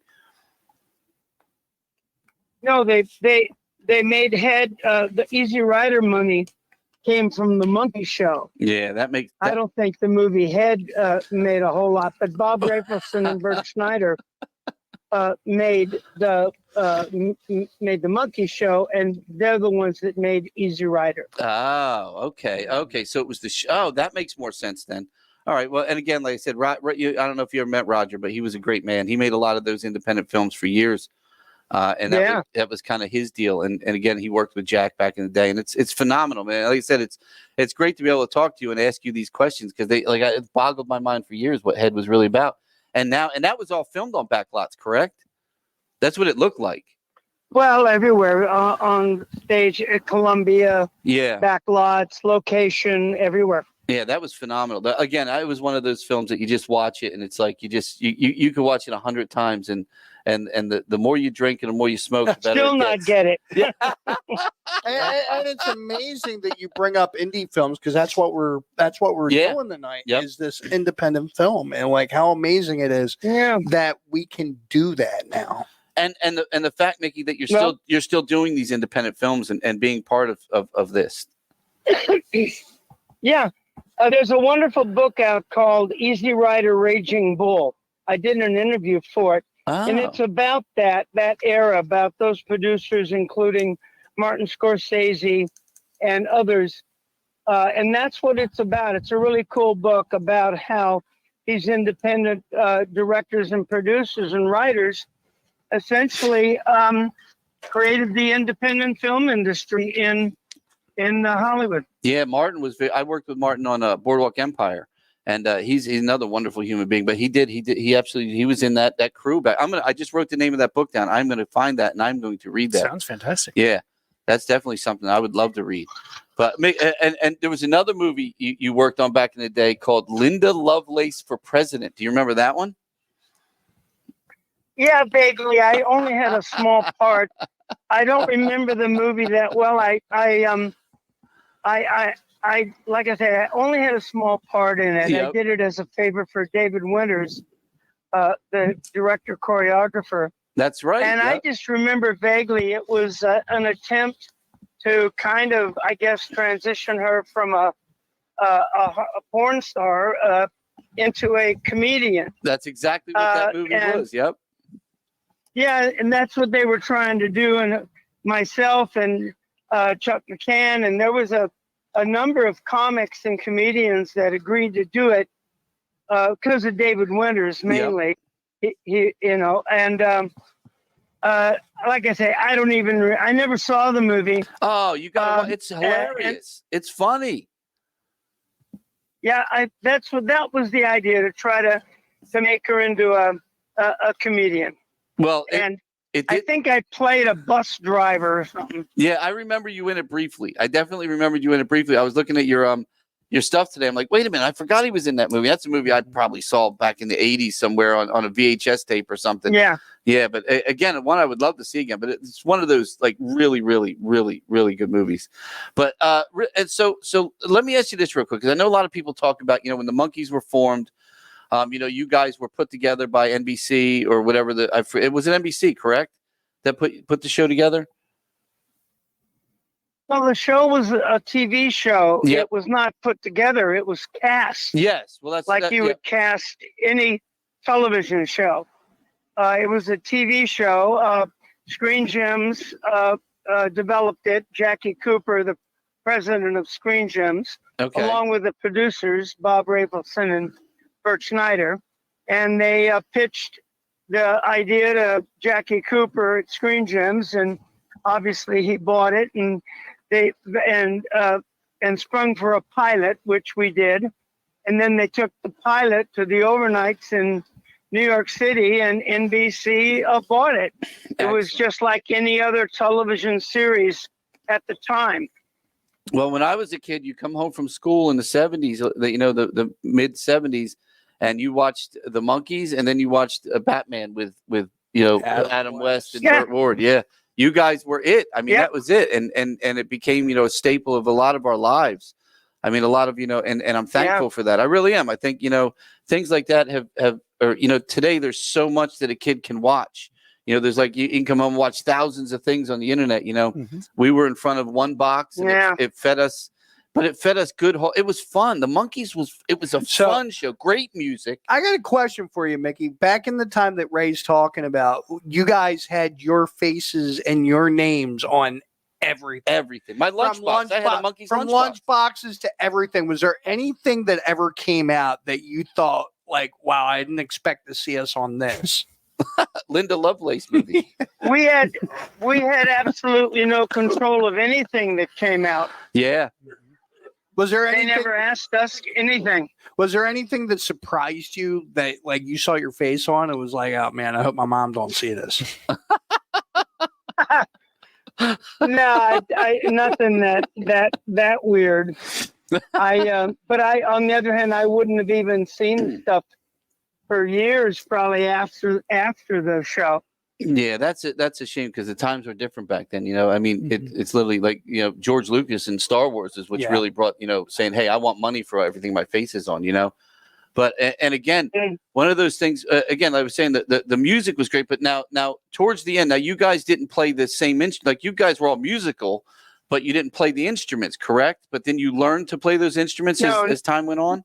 No, that's not correct. But frankly, we don't have time to get into the history of that. I think that if you understand that the Monkees was not a group nor a band, it was a TV show about a band. Yes. And the band was imaginary, very similar to the show Glee, where the cast of Glee were all very talented. They could sing, dance, act. They could do it all. But it was a TV show about an imaginary Glee club. and that's what the Monkees was a TV show about an imaginary band, but we could do it all. It was much more like a Marx Brothers musical on television. Oh yes, yes, that's a good analogy. Very good analogy. That's phenomenal. Yeah, well, let me tell you, you've touched a lot of people's lives with what you did, and you still are today with movies like this and being, because like the character that you play in this film, we watched it today. It reminds me of you as the actor that you are. You're that fun, loving guy that has this really quirky thing about him that you love to watch, and it's really enjoyable to see you in film still, Mickey. Well, I loved it. I love that part because it touched back to the years I spent in England listening to disc jockeys like that. Yeah. In England, it's kind of what attracted me to it. Well, now, where are you originally from? LA. Oh, okay. So you're originally from LA. Okay, yeah. Because I always wondered if you were from the LA area or not, because it's again, like I said, born and raised, except for England. Yeah. So the only thing I have to ask you, before we get done with you, is there is, and one of my things I always liked in this comes back. I'm going back to Head again. There was a line in the movie, and I don't remember exactly where. I think you might have been in a bar or something. And the lady, the waitress looks at you and she says, "Are you still doing that tribute to Ringo Starr?" Oh, do you remember that line? Because that was the funniest thing I had ever seen in my life. I'm like, because I'm not a huge Beatles fan, no offense, but I'm a big Monkees fan. And I'm like, wait a minute. I mean, that's my boy Mickey right there, baby. Do you remember that one? Sorry, what was the question? You're breaking up. I don't know if you're traveling or not there. I said, do you remember now was that was written into the film? Was that had to be, that just reminds me of something Jack Nicholson would write. Yeah, I'm sure it was. I don't remember, frankly. It's a long time ago. Yes. Oh, I know. And you're still going, my friend. I'm told I had a good time. I hear you had a good time as a DJ too. Again, wait till you see it. You're going to have a lot. It was a lot of fun. It was a lot of fun watching it. And the movie is premiering here at the Landis Theater in Vineland, where it was shot. It's premiering this Thursday, June 13th at 7 p.m. And a lot of the other cast members, you're off working on other stuff, but a lot of the cast members and some of the producers and stuff will be here for it. And you'll be in everyone's hearts and thoughts. And we'll be watching you on the big screen again. Yeah, good luck with it. And good luck with it and break a leg, everybody. Thank you again, Mickey, for coming on. And God bless, and we wish you the best in everything you do from here on out as well. Thank you so much. Thank you for some great memories, my friend. Thank you. Thank you. Bye now. Bye, Mickey. Take care. Take care, buddy. What a nice guy, man. Oh, that was what a great guy. What a great guy. Yeah. He's definitely on the road. You can hear it. A couple times I heard him crackling up there and stuff. But what a nice guy. What a nice guy. Look at that new capability. That worked out so See well. that? That was the first time anybody called me. I gotta give a shout out to Steve on that one. Yeah, hey. Figuring out all of it. Give yourself a little pat. Yeah. Yeah, so we're like I said, What do you do around we here? all love like the Monkees and stuff like that. So it's one of those things for me. It's kind of cool to be able to talk to him because it's again he's almost 80 years old now, and he's been definitely around for a long time doing a lot of stuff. And anything I've ever seen him do is old though. Like he had for years. He had been touring, which we meant to ask him about his tour, but we'll get to that because he is touring. He's still touring. The next he goes out again in August. Yeah, that's Steve, of all people. There we go. Yeah. So, he's going back. He's going out on tour. Is he still doing the retrospective thing? Yeah, I think some of it is. He's got. Have you not seen the show? No, we want to try and bring it here. We'll have to see what we can do. It's definitely because I noticed some of the theaters he's playing are a little bit smaller than this. I'll talk to you. It says an evening of songs and stories. Yeah. So and I know it's got a lot of video print, and we have again the huge screen and everything. It would be a kind of a we did something similar with Carmine Apiece. Mm-hmm. He wrote like a bunch of songs for Rod Stewart and stuff like that. Nights, No, that's his brother Vinny. What's Vinny? Yeah. Carmine's Well, you use right. Yeah. Well, you use the big screen, right? Do you use the side screens too? Well, I have to, but for like a movie, we just put like when you come in, you'll see it. I kind of got set up. It's gonna look really cool. you'll have something on the screen, and then on the walls you'll have like zombie hands kind of moving and stuff, and we'll have the stuff. It'll look really cool. But once the movie starts, we turn the walls into basically a curtain. If I get Christian to come in to do some makeup, can we do it in the loft? Absolutely, yeah. Make people into zombies. Right. That would be fun. Yeah. That's awesome. Yeah, Oh, look at that. I'm trying to get. And you guys are all in. You want to be a zombie? All right. Can he take the makeup off of Paul? It's been a while since you guys filmed. Wow. This is just a mess. Paul's.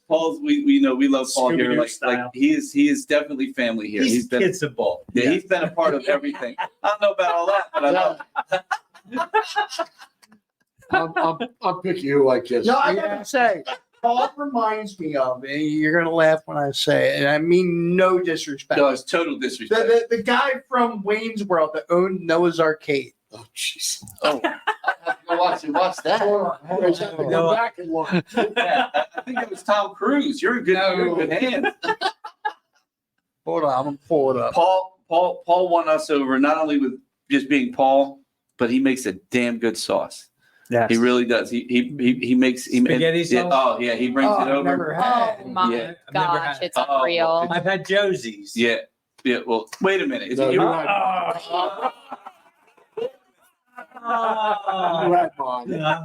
Okay. Yeah, he brings it over to us. Josie doesn't make some homemade sauce. Josie takes my sauce and she'll doctor it with Prego or something.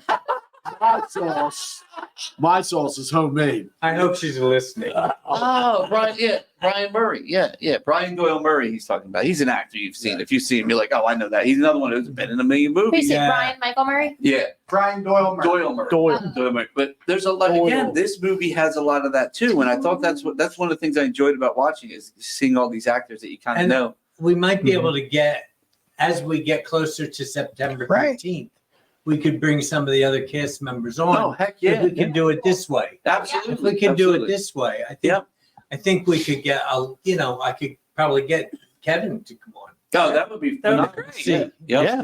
Or even, I would love to talk to Sherry. She is so funny. She is a funny lady. She was just in South Jersey, in Haddonfield. Oh, okay. 2 weeks ago. She is a funny lady, man. Yeah, she's a funny lady. The tiniest little thing. I have to give it. I'm going to give away the scene because I mentioned it earlier to somebody. There's one point in this during the wedding when she's sitting there, Sherry's there, and the mother is over here. The groom's mother. The mother was really awesome. She's the groom's mother. She's the groom. The bride's mother. Siobhan is the bride's mother. I've only watched it once. Yeah, I'm trying to remember. Right. But they're sitting there together, and they're at the wedding, and the husband tells the wife to sit down, and she goes. Her exact words, she goes, well, if you wanted to sit, you better get her a biscuit. Anyone get one? And I was like, oh my God, it was hilarious. And I'm like, that was the funniest line in the whole movie. I'm like, dude, and you can tell she looks at when you wanted to sit, you better get her a biscuit. I'm like, oh Lord. She'd already been bitten. Yes, that's right. Oh my God, that was funny, man. That was so funny. But no, it's going to be a good movie, and we're looking forward to Thursday. Thank you. I think it's going to be a lot of fun. And again, it is this Thursday at the Landis. Now, tickets are available. They're actually available through Robert and the guys doing the film, but you can get the link from thelandistheater.com. So if you go to I just noticed your little zombie hands up there doing the love sign. It's very, very, very dead Taylor Swift of you. I was in the mood when I made it. I was doing Taylor Swift and making this graphic at the same time. I'm not gonna hold. 2010 scene poster. Yes. So it's the premiere of the film. It hasn't premiered anywhere yet, right? No. So it is the first premiere of the film in the city where it all began, which it does. The whole zombie thing began. Oh, look at these! I have a few shots here. Yeah. And one of that's Kevin. Yes, I would have said Kevin. That's Deepti. We have found the next beauty. Oh, really? She is so beautiful. Go back. Who is that? This girl here? Deepti, yes. She's the bride in the. Yes. She's the bride of Zombie, and that's. She is magnificently beautiful. Oh, such a good film. She did a good job. She really was. I like I said, oh look, that's a good. The groomsman. There he is with the groomsman. Yeah. It's like you see their clothes though. That's what I'm talking about. So when you become a zombie, your clothes become zombie too.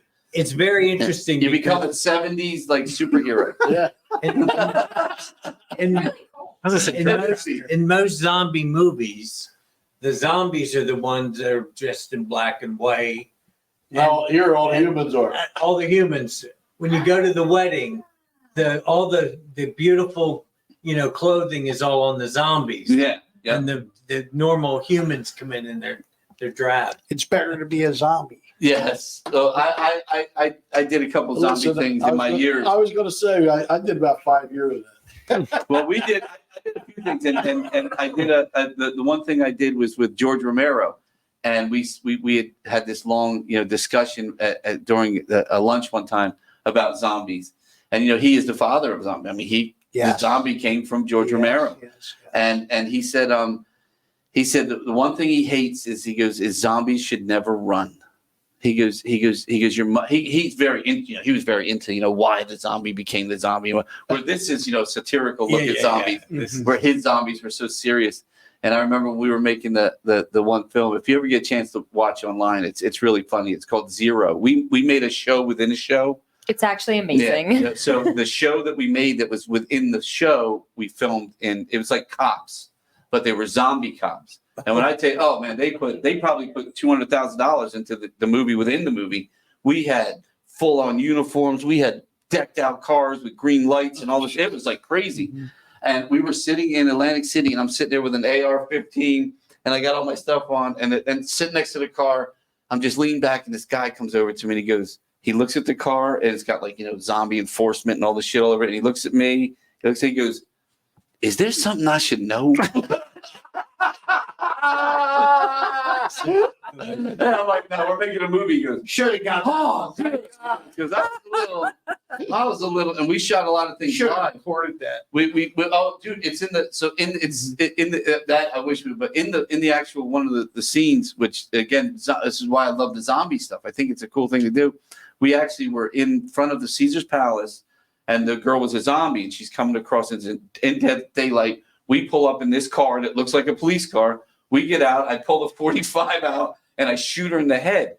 And there's literally people pulling up and stopping at the light. And all you can hear is this girl go, "Oh no, you didn't. Shut up!" And I'm like, did you hear? It's in the movie. You hear her scream away. And I was like, she really thought I just shot this thing. She probably called 911. I saw it. But it was hilarious. But it's funny because it's one of those things. It's like I like the comical. Like I said, George was very specific about his zombies. He would have hated The Walking Dead. He would have hated every second of The Walking Dead. Now, 2 movies I got to throw out there just for just fun zombie movies like that people may have never heard of. Fido is great. There's one out there called Dead and Breakfast. I've seen that one. Fantastic. Yeah. It's a musical zombie. Yeah, that's a good one. And Anna and the Apocalypse. That's a Christmas musical zombie movie. It's hysterical. I've never seen, but you ever see Fido? Fido's fantastic. No, until this, I don't know that I've ever seen a zombie movie. Oh, you got to watch. I watched Walking Dead. In fact, the minister in Zombie Wedding was on Walking Dead. Oh, okay. Okay, yeah, I like Walking Dead. I liked the first 3 seasons, then it became a soap opera to me. My mom is a diehard, current, up-to-date Walking Dead really? fan. Oh, really? Because now it's some other dead show or something, right? Yeah, she honestly. AMC I hope I'm not revealing a thing, but when you're right. When the badass dude went away, she kind of. I gotta say this. I was offended. You know what I'm talking about. I so look forward to Walking Dead, but I didn't like. And this is not to blow up your head. I always told everybody that Z Nation was what I wanted The Walking Dead to be. Well, I wrote that, and it was originally called Black Days. Z Nation was one of my favorite shows. I wrote Z Nation. It was called Black Days. We shot the pilot, and the Zero, the show that I'm talking about, I played one of the cops. Was inside that show. Yeah. So and then they bought. What was his name? FX bought it. Yes. Fox bought it from us, and then they changed the name, and the same concept, but they moved stuff around. They reshot it all, but they loved the pilot so much. But it was impossible to finish. It was a long story, but we couldn't continue that pilot. Right. It had been like 2 years when they bought it. They're like, it's too late now. You can't. So they had to kind of redo it all. But it was kind of neat. It was kind of neat. And it's exciting because, like I said, we all like the zombie thing, and I like when you go a little comical with it. Mm-hmm. And again, I thought the zombies' clothes changing was my favorite thing. Yeah. It's like they become 70s characters. They were my college years.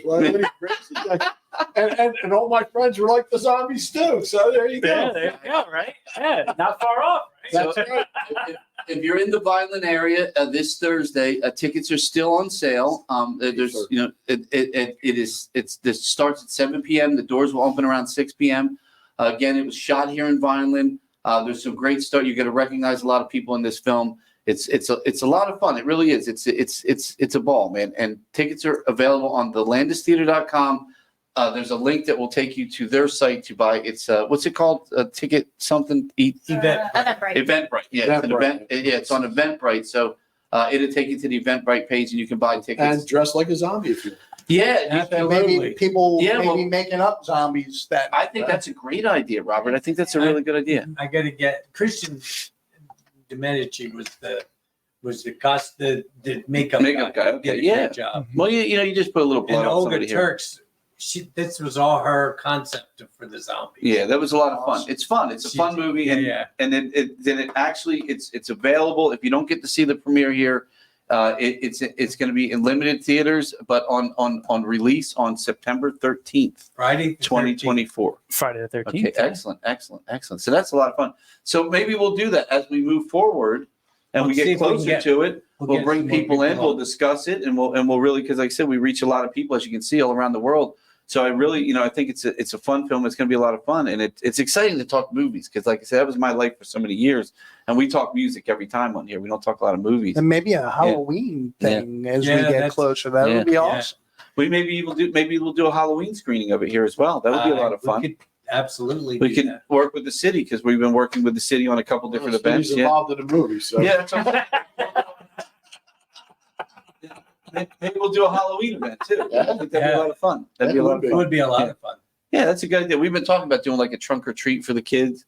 We have a huge parking lot out back, and maybe because I don't think that's tie in the. What do you think? Blow up houses. What would you like? Kind of give the rating for the movie? I thought it was kid friendly. Oh, absolutely. Yeah, I thought it was. Yeah. Absolutely. There's not a bad word in it. No, I don't remember. Yeah, I totally kid friendly. Yeah. There's not that word. There's no nudity. No nudity. That's true. Yeah. This podcast is way less kid friendly. So it's absolutely. Yeah, I would say like knowing. GP. I would say it's probably like a PG-13, probably a PG. Yeah. Only because there's little blood, and as soon as you squirt blood, I tell everybody I worked on Batman Returns. Which was it? Batman Returns. I worked on two of them. Yeah. No, the one versus one. Well, the one we filmed in Pittsburgh, and if you watch there's a big shootout. Night. What is it? Dark Knight. Dark Knight. No, Dark Knight Returns. That's what it. And we filmed that in Pittsburgh. And when you watch the one scene, it's all the cops versus all the villains, and I mean it's just huge explosion of fighting back and forth. And if you watch the way it was edited, again, you're talking about serious editing. There's not one gunshot, not one drop of blood. It's just guys moving and people falling. And that's how they got the low rating. And they did that on purpose. He shot it with no blood, no gunfire, no nothing. Because as soon as you got blood, the kids can't watch it. Because the kids couldn't watch it. And if you watch, I'm telling you, everyone who's seen it goes back and watches it and goes, holy shit, man, there is not one gunshot, actual gunshot, or blood in that whole scene. And I'm like, I get slammed on, I'm in it. I get slammed on I did stunts on it, and I get slammed onto the steps. But again, that's all, again, no blood, no nothing. That whole scene was filmed. We spent like a week shooting that and nothing in it, but it was perfectly edited to make it look like, and that's what you need. But that's what I said. So you see that one, I remember the one guy gets bit and you see that little bit of blood. Yeah, a little bit. And that's it. That makes it a PG though. Right. So you still got, so I think definitely kids. So yeah, you bring the kids. I think that'd be a lot of fun for Halloween. Yeah, it would be. This would be a fun movie for Halloween. That'd be wild. Especially kids that might know somebody that's in it. Like from Disney and or locally, Bob Middleton, who owns Larry's restaurant, his kids came in to see Kevin and get his autograph. Really? Into the studio. They were so excited to be able to see him live. I have seen that guy in so many shows. I think he played a principal. Wizards of Waverly Place. Well, Wizards was Well, Dave DeLuise, Dom DeLuise's son, was the father on Wizards of the Way. He's a friend of mine. He's wonderful, wonderful person. I was a big Dom DeLuise fan. I mean, some of the movie Dom was just hilarious, man. Fatso, probably one of my favorite movies of all time. But Cannonball Runs and all that. But his son played the father in Wizards of Waverly Place, and was he the principal maybe or something? He was in Descendants. Descendants is here. I worked in Descendants too. Yeah, Descendants was. Yep. He was in Heroes. See, that's where I remember from. He's been in a lot of stuff. And the original Die Hard. Yeah. He was in the original. Yeah, was he? Yeah. And Die Hard would have been. Yeah, you just didn't keep See, scrolling. this guy's been in all kinds of movies. It's my fault. See, that's a good thing. That's what I'm saying. That's what I said. People see a guy like that and they recognize him. They'll recognize him. Yeah, absolutely. Well, again, I want to thank Robert and Paul for coming on. Again, it is Zombie Wedding film. It's called The Zombie Wedding. It's a lot of fun. You get to see it all filmed here in Vineland. A lot of big stars in it. Sherry O'Terry, again, I'm looking at her on the poster. She is just freaking hilarious. That woman is just funny. Her face is just funny to look at. Tickets available. The link is available on the landistheater.com. It says that the show starts 7. The doors are probably open. It says on here 6:30, but we usually open a little bit early, especially if you're going to do makeup on people. Maybe we'll open up a little early. I will. I'll let you know. I think that'd be a lot of fun. And if you're going to do it, let us know because it's only a couple days away. We can advertise that to people and let them know that that's going to happen. Okay. Morning. Fantastic. Well, thank you, gentlemen, Thank for coming you very on. much. Thanks, guys. Thank you, Thanks, Mickey. Steve. Yeah. Mickey Dave, Dolenz. thank you. Absolutely. Hey, Steve, thank you. Absolutely. Yes. Excited for this. Absolutely. Thank you, guys. You're welcome. And don't Thank leave you. us, guys, because we still got a couple things to take care of over the past weekend here again. Later. Paul, thank you. Thank you. Paul, good seeing you, bro. Absolutely. Can we see this tomorrow? Yeah, absolutely. I just want to hear. I'll text you. Okay, great. Excellent. Again, guys. Thank you, man. Great meeting you. Again, it's the Zombie Wedding, and again, filmed all here. You look at the picture right now. You can see that's the groom and the groomsmen. The zombies, their clothes change when they get zombied. It's actually Micky Dolenz down there in that green outfit is just hilarious.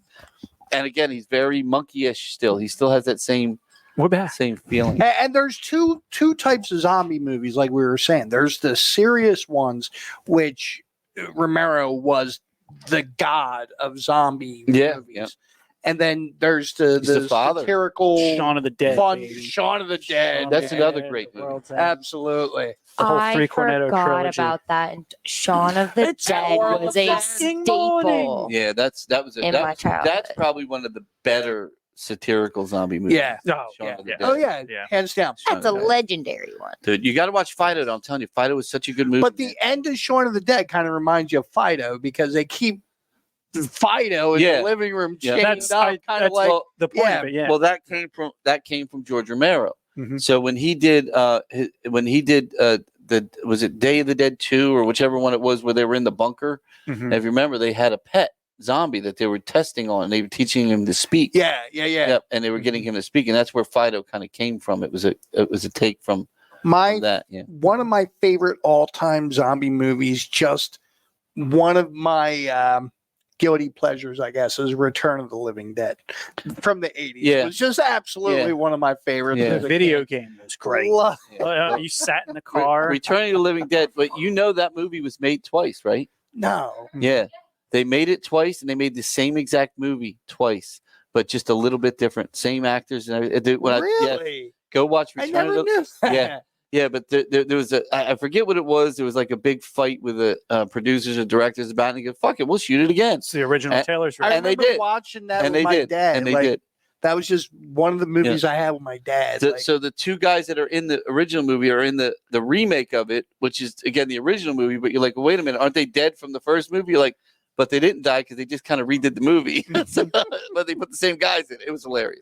But that's one of those movies. That cemetery scene was like every guy, when you were a kid, you're like, that cemetery scene was like the hottest scene on the planet, man. Dude, my favorite part of that movie was I just smell your brain. It smells so good. But the guy, what they call him? The Uzi guy. Oh, he was the greatest thing ever, man. Dude, he was. Bob Watts, who does our photography here, he does pumpkins. he made that guy into a pumpkin for me. I can't remember what he's called, like Ooze Man or something like that. But yes, that was so good. So speaking of Bob, he did some killer shots for the Dead Daisies. Oh, he did, man. They came out and the Taylor Nation. Oh, he was here for that as well. He did catch them on Facebook. Yeah, I don't know him downloaded for this podcast. Speaking of, we gotta get back to that. Yeah. Real quick, let's get back to the Dead Daisy show. All right, so we broke off for some zombie love and to talk to Mickey, which was fantastic. Thank you again, Mickey, for coming on. What a great guy. But I tell you, man, I got a million questions for that dude. I could go on for an hour. Oh yeah, asking him. And I know he was in a hurry. He was very limited time because he was, like you said, doing a project. So it sucks. But we had the Dead Daisies back, man. We had John and everybody back. Case, what do you got? Do you want to start with the Dead Daisies or their openers, Whiskey Grin? You know what? Let's start with Whiskey Grin because we did talk about Whiskey's show being really good, and we love Jim and the guys. And let's see a little bit of what we got from them. Sweet. I have 3 videos from them. I'll just run through them and then we'll talk about them. Go for it. Cool.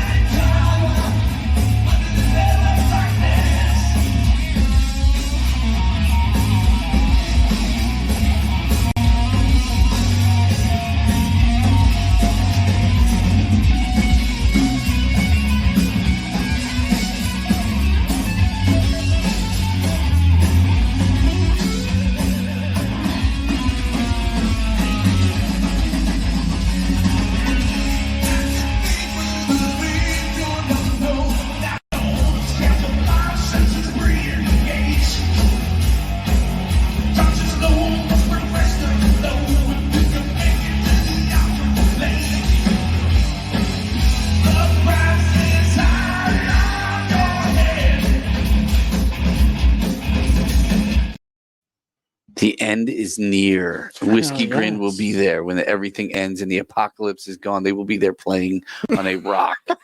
Hey, Christy, how you doing, hon? Dude, let me tell you, they were great, man. They were great. Amazing. And I had fun doing the video for them because, I love those guys. And I know they got some specific stuff that they have in their songs. So I tried to, have, it's kind of hard. I mean, one's about 55 in New Jersey. Nobody knows what the fuck that is, but I figured let's crash some cars and shit. Yeah. Let's make it look really cool. And it did. And I have definitely crashed a car in 55. Yes, you have. Oh, yes, man. I have. And then Never come close. then the swamp song. What's the song called? White. I don't want to something. Yeah, give me Old White Bob. Old White Spog. Yeah, that's it. So I just felt like, dude, it's got to be like lightning and Dude, that was foggy that was shit. one of the best parts of the show. It worked too, man. It worked We too.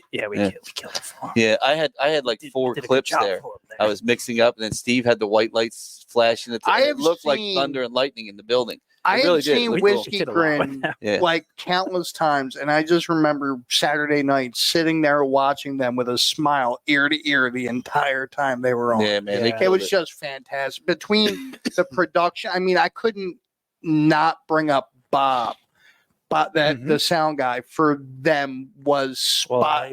I like I said, I've seen him countless times, but no one dialed it in the way Bob did Saturday night. I will tell you the Daisies and their crew were watching most of that set. Oh After yeah. the first few minutes. Oh yeah. Oh yeah. They were, man. all back there.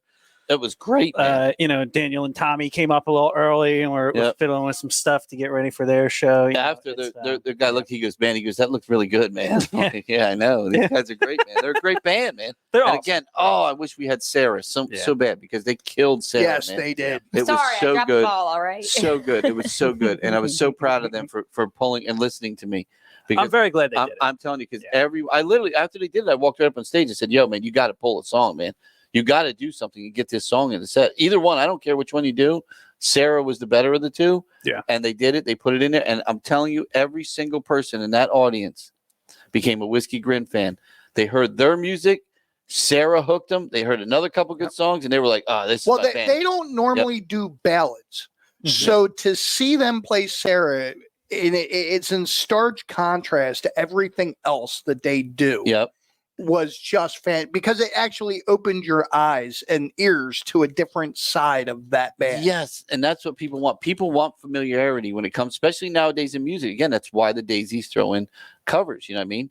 They have guys in the band that played in those bands, but it's still covers because people are like, "Oh shit, that's that Karabi song, Helter Skelter." I mean, come on, man. You know what I mean? You're doing probably one of the greatest covers of all time, and Karabi's singing it. Yep. Yeah. I got that quick interview afterwards, and you were excited to hear that the one comment they made was, "Oh my god, they did the cover of Sarah. They did Helter Skelter." Oh, yeah, that was the comments they made. Two guys in the mill. With. Did you see that interview? Goes to the Mill. Fantastic band, dude. I'm excited to listen. Big shout out to those guys. Yeah, excellent. So what do we have for the Daisies? Because, man, what a good show, man. I had so much fun, man. And again, last year the Daisies came, and we finally got them to let us do video. And now guess what they do everywhere? Video. And they never wanted to do video before. And I'm like, dude, just give it a shot. This band will live with video. And now even Daniel, their lighting guy was like, he's like, yeah, he goes, David wants to just do nothing but video. And he's like, well, he goes, you need a break here and there, but it's just because, he's a lighting guy. That was one thing that I noticed, and I wanted to ask you about that as far as doing the visuals are concerned. I noticed that this time around with this band was a lot of it was like their music videos and things like that. And then they would take that break and it would just be their logo for that song. And then they go back to the music videos. And was that a lot? Like, did you have a lot to do for the Daisies this time around? Just the video stuff, just the video. And it was just basically playing their videos. So I didn't mix anything because I don't think they understand the concept of live mixing and doing all that. And it's like, it's a different thing. It's a different animal. And, nowhere they're going to go are they going to have four walls, lit up unless they end up playing the Sphere. You know what I mean? Right. They're not going to have all that we have to offer. So it's kind of hard for them to have anything ready for that. But, I would love to mix a Daisies show one time because I know we would kill it. Because, I love Daniel and stuff, but he doesn't understand video stuff. He just doesn't. He's playing videos. But when you go to see any show that has screens like that, the screens never go off. Yeah. They're always being used. And it's never going to be a logo. Even if it's just rain, they're always used because they become that's the world we're living in now. You're not going to go see a show that's a big stage show and not have video screens everywhere. Some of them, there's so much video screen, you don't even see the people in it. Again, look at the Sphere. I tried to watch some of the Dead footage from the Sphere, and dude, I can't even see the band. I mean, the band looks like these tiny little things. And it's like ants when you're looking from a plane. Huge, and to me, that's too much. Yeah. It's just too much. Yeah. But, what we do here is and I always try to bring the way Steve did the walls, I can move things and force you into the band. Yep. So I have video going this way. So if you look at it, you go, oh, look, the band. Again, oh, look, the band. Again, I bring up Old White Spog from Whiskey Grin. And that was prime example because of that. A song like that, it makes you feel like you're part of that song. It's a song about a bog and you're lightning and you're in the fog. And then Steve's got these white lights in your fucking eyes. And you're sitting there going, what the fuck is this? You know what I mean? And the band's live up there kicking ass. Yeah, I mean, it doesn't get any better than that, and that's what I love about what we've done with this venue. Such a great presence. Too. Oh, they really do. They fucking rock, man. They rock. It's like every year it gets better too. Like it's more up front. Yeah. It's more. There's every Dream's a great drummer and all that. But let's get on to the Dead Daisies. Let's see what you got. Okay, I have a lot from the Dead Daisies. I have 8 videos. Do you want to do like 2 or 3 at a time? Let's just do 2 and see what you got. Okay, cool. I'll start from the top.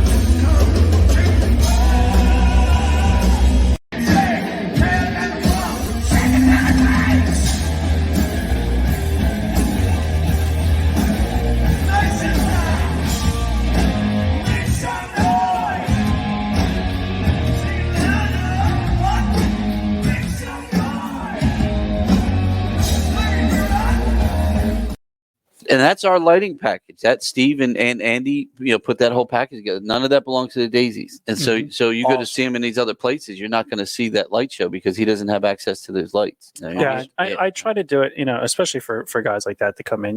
They do festivals and things like that, and that's our little slice of a festival rig there that you can come in. You kind of know what you're getting with it. You know.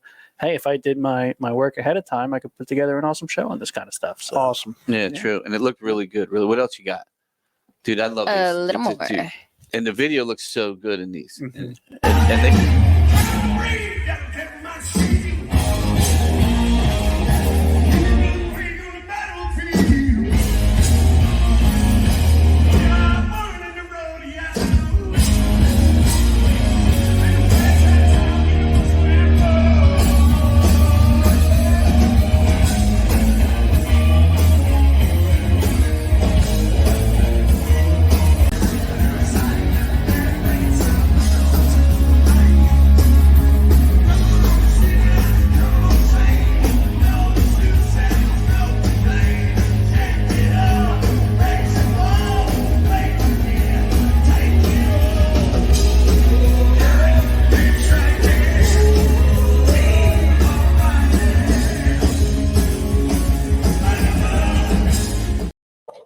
dude, and Hustle and Flow. I was going to say that is the video that last year I wanted them to really do because that's just such a good video. Yeah. And this year they did it. And I was like, last year, I'm like, dude, let me do the Hustle and Flow video. They're like, oh, I don't know. Dude, and then Hustle and Flow is like, that's one of their best songs. But the video is so fucking cool, man. The video is so cool. And I had to say Michael Devlin. So Michael, I went backstage to say hi to John, right? And Michael was standing there, and I looked at him. I said, damn, you look a lot younger than you do on TV. I said, you get my friend fucking Karabi standing here. And he goes, yeah, and my wife said the same thing. He looks like a young Karabi, man. He does. I said, but a little bit taller. Yeah. One thing that I got to give to the Dead Daisies that I noticed today was they did a week 1 recap. I don't know if you guys. Yeah, they do that every tour. Yep. And that was awesome. They had a lot of good footage from here. I got to give those guys credit for that because not a lot of bands do that. But not dude, a lot they of bands, promote, man. They promote. They so anything you heard on WMMR and stuff coming in and the other radio, that was the Daisies that did that. Mm-hmm. We did not do that promotion. They did that. They call, they get on, they get Karabi on, they pay for advertising. Last year we woke up and there were signs all over the place. I mean, these guys promote. No, they do. They promote. Yeah. And that's so important. If you could get more bands that do what they do, dude, you'd have so many more great concerts. Dude, they're so good. We should tell David Lowy about the fucking planes they fly down the shore with the big banners. Oh my God! If you would have done that in a heartbeat, he would be like, "Wait, I'm gonna go down and fly one." Daisy's at the landing. Strap it on the back. Yep. That's a great. Next time. That is a killer idea. Do you have Learning to Fly? By the way, do you have Atlantic City? I think it might be this one I have next. Yeah, because Dave, this is another one of my favorite. Yeah, Born to Fly. That's man, what a great song and great video too with David all through it. So.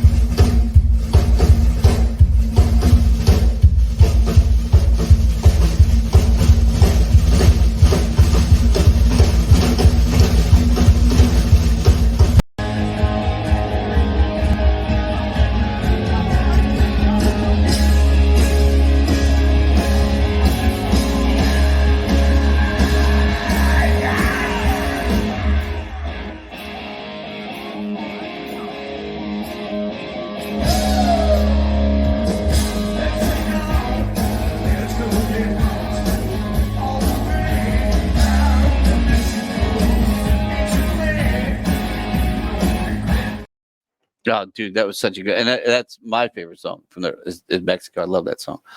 Again, thank you so much, man. It's so good seeing these guys, especially Doug. Seeing it again, I love Doug, man, and John is phenomenal, and David and Mike and everybody, dude. And again, Clefetto back on drums, man. It was really cool, man. Look, when his drum solo was phenomenal. Maybe I wish we had more time to show it, but it's just like, dude, they were so good, man. And again, and I'm more than likely probably be back next year. I mean, as long as they're touring. They always come to the Landis. It's a home away from home for them. So it's pretty cool. But and lastly, because we don't have a lot of time left, I really wanted to recap only because there are other theaters around that were doing Taylor Swift shit, and it was just basically a freaking DJ playing music, and it's like, look, if you're gonna give the kids something, give them something real. I have never seen a venue with Taylor Swift. Tribute or dance party or whatever be as family friendly as the videos I've seen for this. Oh, dude, it was so much fun. I actually had one of the dads come out and he was like, "Thank you guys for doing this because sometimes it's hard to take our kids places and you're in this mess of having to find parking. Then you go inside and you've already spent $500 at that point on tickets, and then you don't know where you are. You're afraid to bring your kids around because you don't know what's going on. There's a billion people there. It's like, this is amazing, and it's on a Sunday in the afternoon." He thanked us for it. Yeah, so we it was tried really to make cool. make it comfortable and more of a kid's thing. And even the band was telling me, David was telling me, he said, they play a lot of shows for kids. He goes, but then they'll play like that millennial show here and there. And she and the girl was like, she goes, it's a total different vibe, man. She goes, it's so much nicer to play for the kids. She goes, it's fun with the. She goes, but with the kids, she goes, you just see their faces and they're so excited, and then they're lined up. All of them lined up for autographs at the end and trading bracelets. She was doing the old friendship bracelets, trading with the kids. It was absolutely phenomenal. It was so cute. But let's show a little bit of that because what a great show, man! They put on a great show, and I think visually with lights and everything, it came out really nice. It came out awesome. Really nice. I mean, they asked.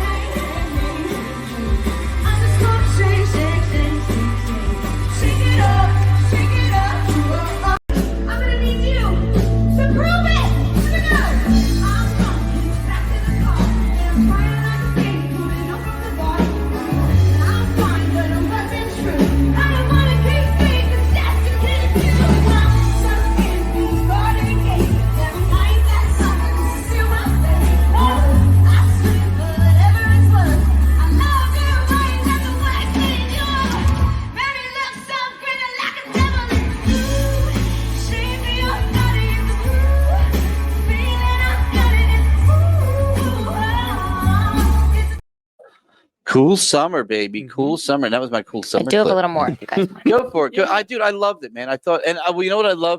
Watching the parents walking by with their video with the kids going by. It's so cute. They're just like, awesome. They're not even in the show. They're just like, look at my granddaughter. Yeah, it's so cute. It's so cute. Watching the dads dance, holding their kids. Yeah, they love it. They don't. Great, man. They're so happy. It's adorable. So great.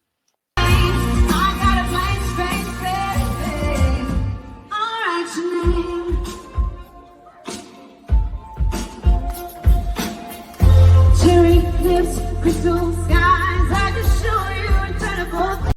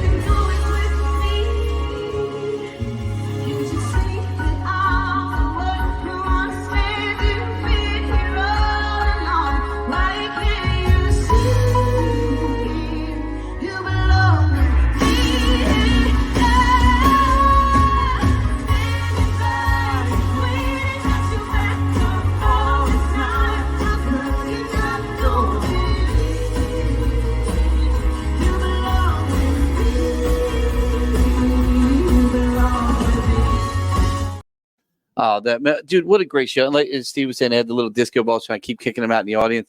But dude, it felt like that. And again, the kids had a good time, man. You had the balls going, getting kicked around, and again, she's got an amazing voice. She really pulls it off. Oh yeah, she can wail, man. And that guitar, the guy was telling me she literally bedazzled that guitar herself. Like every one of those little crystals, she glued each one and stuck it onto that guitar. She did a great job. Yeah, he said there's a video or something online or somewhere on their I think their Instagram of her putting that guitar together, like literally gluing each and every one of those little things to that guitar. And again, it looked phenomenal. It looked great, man. It looked great. So again, thank you to Taylor Nation, to David and Melody and the rest of the band. You guys were phenomenal. We really enjoyed it, and we really hope to have you back. Thank you so much again to the Dead Daisies, Whiskey Grin opening up. Wow, they were awesome. Afro Man, dude, love Afro Man, and Jay Roddy for opening up. And of course, tonight, there he is. Can we go back to that real quick? Could you just look at his suit one more time? I love this, man. And you know he's got a pimp cup that matches that, right? That's the best. And there's his Heineken back there. You got to love this guy. You got to love him, man. Look at the smile on his face. That is a happy human being, man. Been raided by the FBI, and he's still a happy man. But yeah, and thank you to Micky Dolenz for coming on and talking about the Zombie Wedding, which is a film that was shot here with Mickey in it, and a bunch of other great actors that will be premiering here at the Landis this Thursday at 7 p.m. If you want to come out and have a good time and see a good movie, it'll be a lot of fun. Like, several hundred people already, bought tickets, so it'll be a really nice night. It'd be a lot of fun. It's great for Vineland. Again, I think it's a great place for that industry to come into and do what they do best. Hell yeah! Yeah. If you want to give one last read to our sponsors, I think we're a little over time here, but yes. Let's see. We'll do Absolute Vodka first. Or why don't we do what's coming up? We'll do the coming up because yes, July 13th, Puppy Pals Live, the comedic stunt dog show. Another great kids show. And Rudy, my boy, right there in the middle. Rudy was awesome. Rudy. I got some Rudy cuddles last time he was here. August 23rd, completely unchanged. The Van Halen Experience. August 24th, this is their final tour. The Edwards Twins, Las Vegas's top celebrity impersonators. Again, final tour. Last time to see them. September 7th, Seven Bridges, the Ultimate Eagles Experience. Another fantastic group from Nashville, I believe, right? Yes. Yep. September 11th, Glenn Hughes celebrating the Burn album with special guest Chris Lafferty. Not from Nashville. Not from Nashville, yes. Yes. September 13th, Back in Black, the Ultimate AC Love those Experience. guys, man. Also not from Nashville. They're from Boston. Love those guys. September 14th, Adrenalize, the Def Leppard Experience. And September 20th, Strange Magic. Can't wait to Electric see these guys, Light man. Orchestra Experience. I'm excited. I'm a big ELO fan, man. I'm excited to see you. And I love the tribute we had before. Yeah. It's good to have somebody else on top. And then Absolute Vodka, yes, baby. thank you to Absolute Vodka, available at the concession stand for $10 per can. We have their Mango Mule, Grapefruit Paloma, and Berry Vodka Rita ready-to-drink cocktails. We also have Wanderback Brewery in the house, too. Oh, thank you, Michael Kelly Guitar Company. But we have the Wanderback Brew Works for sale here now as well. We kind of show there they are right now available with their two of their lager and their IPA here. Again, some exciting things coming up in Vineland with that company that we're really excited about. And again, thank you to Michael Kelly Guitars. We did use the Michael Kelly Guitar Lounge tonight with some of our friends from the Zombie movie, and Absolute Vodka for sponsoring the podcast. Thank you everyone that watched and everyone who watches throughout the week. Look, man, the Zombie movie, again, it's really cool because even if you're not from the area and you can't get to a show here, it will be Friday, September 13th. It will be available in theaters and on download. I'm sure it probably Hulu or somebody's going to have it. I don't know where it's streaming yet, but it will be streaming. So it's kind of cool. So keep your eye out for that. It's a lot of really good actors in it. A lot of good, definitely a different take on a zombie movie, very campy movie. But and if you take it for what it is, it's a good film. It's a lot of fun to watch. Hell yeah! All right, thank you guys. And next week we'll have we got a special guest on that Jimmy Graham, I do believe, will be on next week. Comedian Jimmy Graham. So that'd be a lot of fun too. Jimmy is awesome. Yes, he is. Thank you everyone for tuning in, and we shall see you next week. Have a good one. Can you dig it?